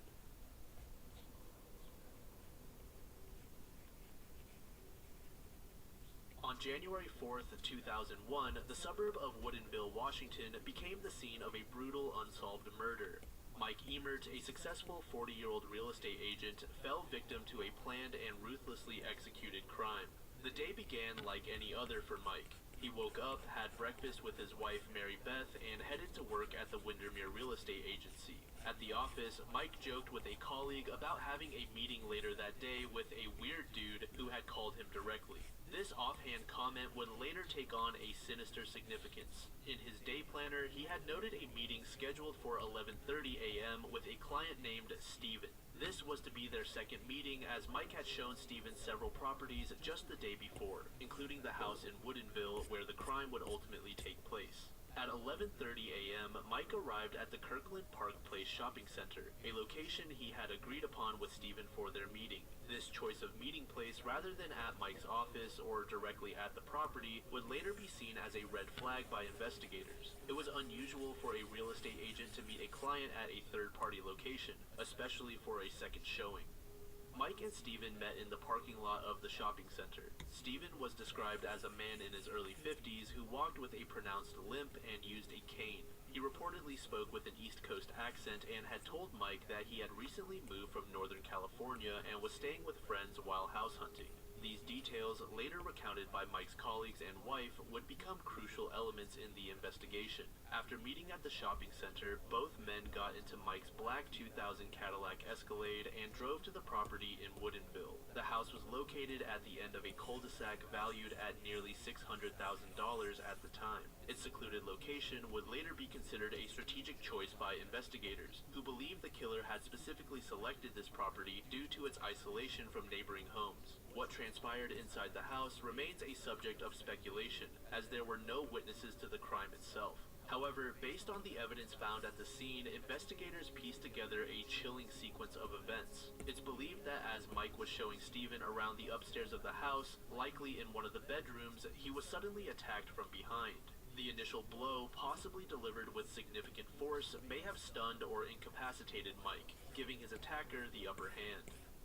What followed was a brutal and prolonged assault. The autopsy would later reveal that Mike had been stabbed 19 times. The weapon used was determined to be a long knife with a non-serrated blade, though some investigators speculated it could have been a sword concealed within Steven's cane. This theory arose from the difficulty in reconciling the brutality of the attack with the image of a man who appeared to need a cane for mobility. In addition to the stab wounds, Mike had also been severely beaten. The combination of blunt force trauma and multiple stab wounds suggested a frenzied and violent attack, one that seemed at odds with the apparently frail appearance of the suspect. After the fatal assault, the killer dragged Mike's body from the bedroom to the upstairs bathroom, a distance of about 18 feet. This act of moving a 185-pound man further challenged the notion that the attacker was truly as infirm as he had appeared. In a move to eliminate evidence, the killer turned on both the shower and the sink faucets in the bathroom. This was likely an attempt to wash away any trace evidence such as hair, fibers, or DNA that might have been left behind during the struggle. At 12:40 p.m., just over an hour after Mike and Steven were supposed to have begun their tour of the house, the homeowner Gail Garland returned home for her lunch break. She entered through the garage and was immediately struck by two unusual details. The front door was ajar, and she could hear the sound of running water coming from upstairs.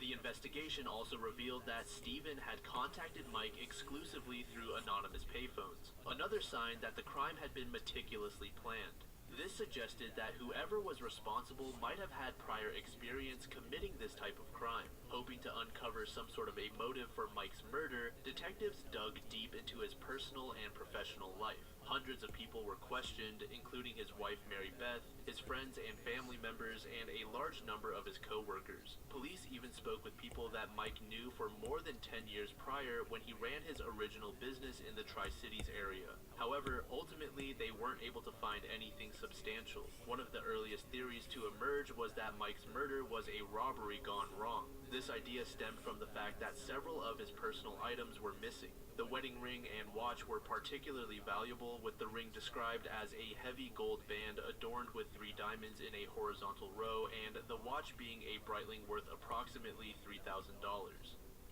However, investigators quickly dismissed the simple robbery theory. The level of planning and execution involved in the crime seemed far too elaborate for a mere theft. Detective Jim Doyen, who had also worked on the infamous Green River Killer case, noted the sophistication of the crime, stating, "It appears that he may have reconnoitered and actually singled out this home as the best place to assault Mike." Now that suggests some sophisticated criminal thinking going on. This observation led to one of the most persistent theories in the case, that Mike was the victim of a professional hit. Several factors contributed to this theory. First, the meticulous planning involved in the crime, including the use of anonymous payphones to contact Mike and the careful selection of an isolated property for the murder. Second, the killer's ability to overpower Mike, who was described as being in good physical condition at 6 feet tall and weighing around 190 pounds. Finally, the thorough cleanup of the crime scene, leaving virtually no physical evidence behind, suggested a level of expertise not typically seen in amateur criminals. Detective John Holland emphasized this point, saying, "Whoever did it is at least experienced." This statement further reinforced the idea that they were dealing with a career criminal or someone with specialized training. While the professional hit theory gained traction, investigators also explored other possibilities. They considered whether Mike might have been targeted due to professional jealousy or a personal grudge. This led them to scrutinize Mike's personal and professional relationships. As is common in many homicide investigations, Mike's wife, Mary Beth, was initially placed under scrutiny. Investigators thoroughly examined their relationship and Mary Beth's potential motives or involvement in the crime.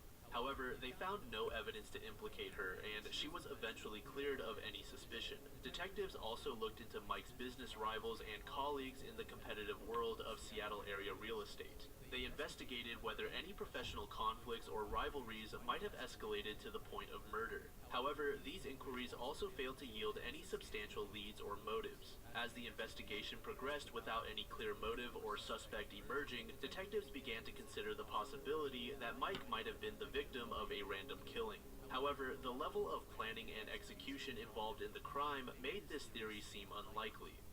Amidst these broader theories, investigators also pursued specific suspects. One of the earliest and most intriguing was Jeffrey John Solo, a homeless man known to frequent the Kirkland Park Place Mall, where Mike had met Stephen twice before his murder. Solo became a person of interest due to several factors that seemed to align with the description of Stephen. He walked with a pronounced limp and used a cane, matching the physical description Mike had given of his mysterious client. Additionally, Solo was a Vietnam veteran who had worked as a counselor, details that corresponded with information Mike had shared about Stephen in the 2 days he had known him. Investigators approached Solo and questioned him about his potential involvement in the crime. During these interviews, Solo admitted to having used a similar scheme in the past, posing as a potential homebuyer to meet attractive female realtors and real estate agents. However, he insisted that these were romantic endeavors and not connected to any violent crimes. Solo cooperated fully with the investigation. He submitted to a polygraph test, which he passed, and provided samples of his blood and hair for DNA analysis. His criminal record showed convictions for fraud in the late 1970s, but there was no history of violent crimes. Solo's daughter, Hope, who had a complex relationship with her father due to his past actions, was determined to have him officially cleared of any involvement in the case. She stated, "No matter what he did, he was my father. He helped create the person I am. He showered me with love. He just didn't know how to be a husband or a father or a responsible member of society." After thorough investigation and analysis of the evidence, Solo was officially cleared as a suspect in March 2001. This elimination of Solo as a potential perpetrator left investigators back at square one, with no clear suspect, and a case that seemed to grow colder by the day. The investigation into the murder took a dramatic turn in September 2010, nearly a decade after the crime, when investigators made a crucial DNA match to Gary Kruger, a former Seattle police officer with a troubled past and a long criminal record. Gary's life was marked by violence and criminal activity from an early age. Born in 1948 near Seattle, Gary served in Vietnam with the U.S. Marine Corps before joining the Seattle Police Department in 1969.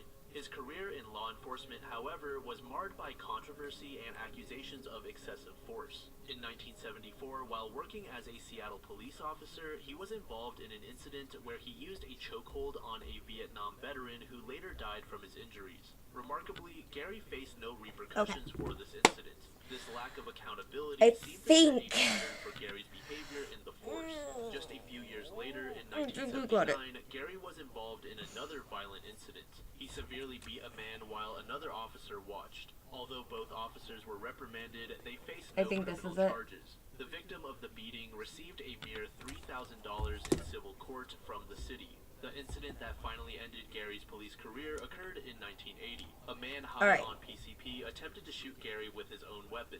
In Now response, here's the Gary question. beat the man so severely that other Neon officers had or to intervene not to stop neon him. light? This incident led to Gary being deemed a liability, and he was forced into retirement. After leaving the police force, he briefly worked as a real estate agent. However, this career change was short-lived and unsuccessful, leading to financial struggles and eventual bankruptcy. It was during this period of financial distress that Gary's criminal activities seemed to escalate. Throughout the 1980s, he was suspected of involvement in several high-profile murders. In 1981, former police officer Terry Dolan There we go. was shot dead Holy outside crap. a gas station. Gary was considered a prime suspect. Okay. With Dolan, All right. there wasn't enough evidence to secure a conviction. In 1984, I have it downloaded. What do we think? What do we think? Think I'm done. All right, let's see. Let's see.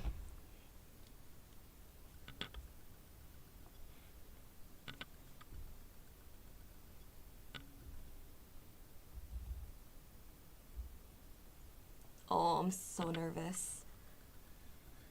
Whew.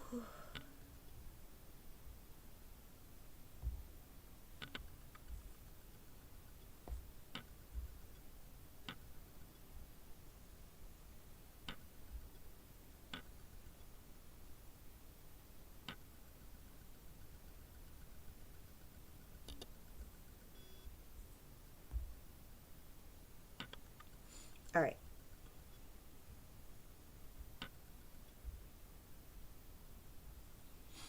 Okay, nah, I think... Oh my gosh. I think I'm done.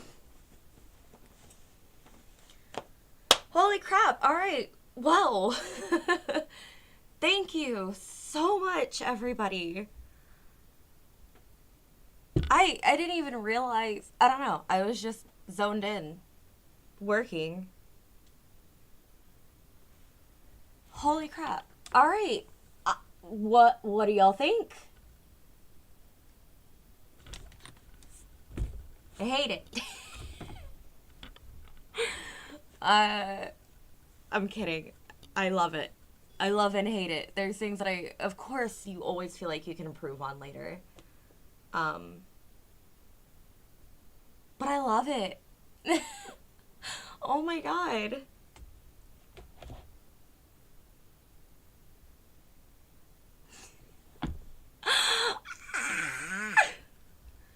Oh my god! Okay. I'm most likely gonna be doing like a follow-up video, or I'll be doing like a little piece at the end of the YouTube video that I'll be making for like my process for all of this. So, holy crap. All right, yeah, I guess we'll end the stream here. Thank you so much, everybody. And wow. All right. And I will be seeing y'all soon. Let chaos ensue. Woo!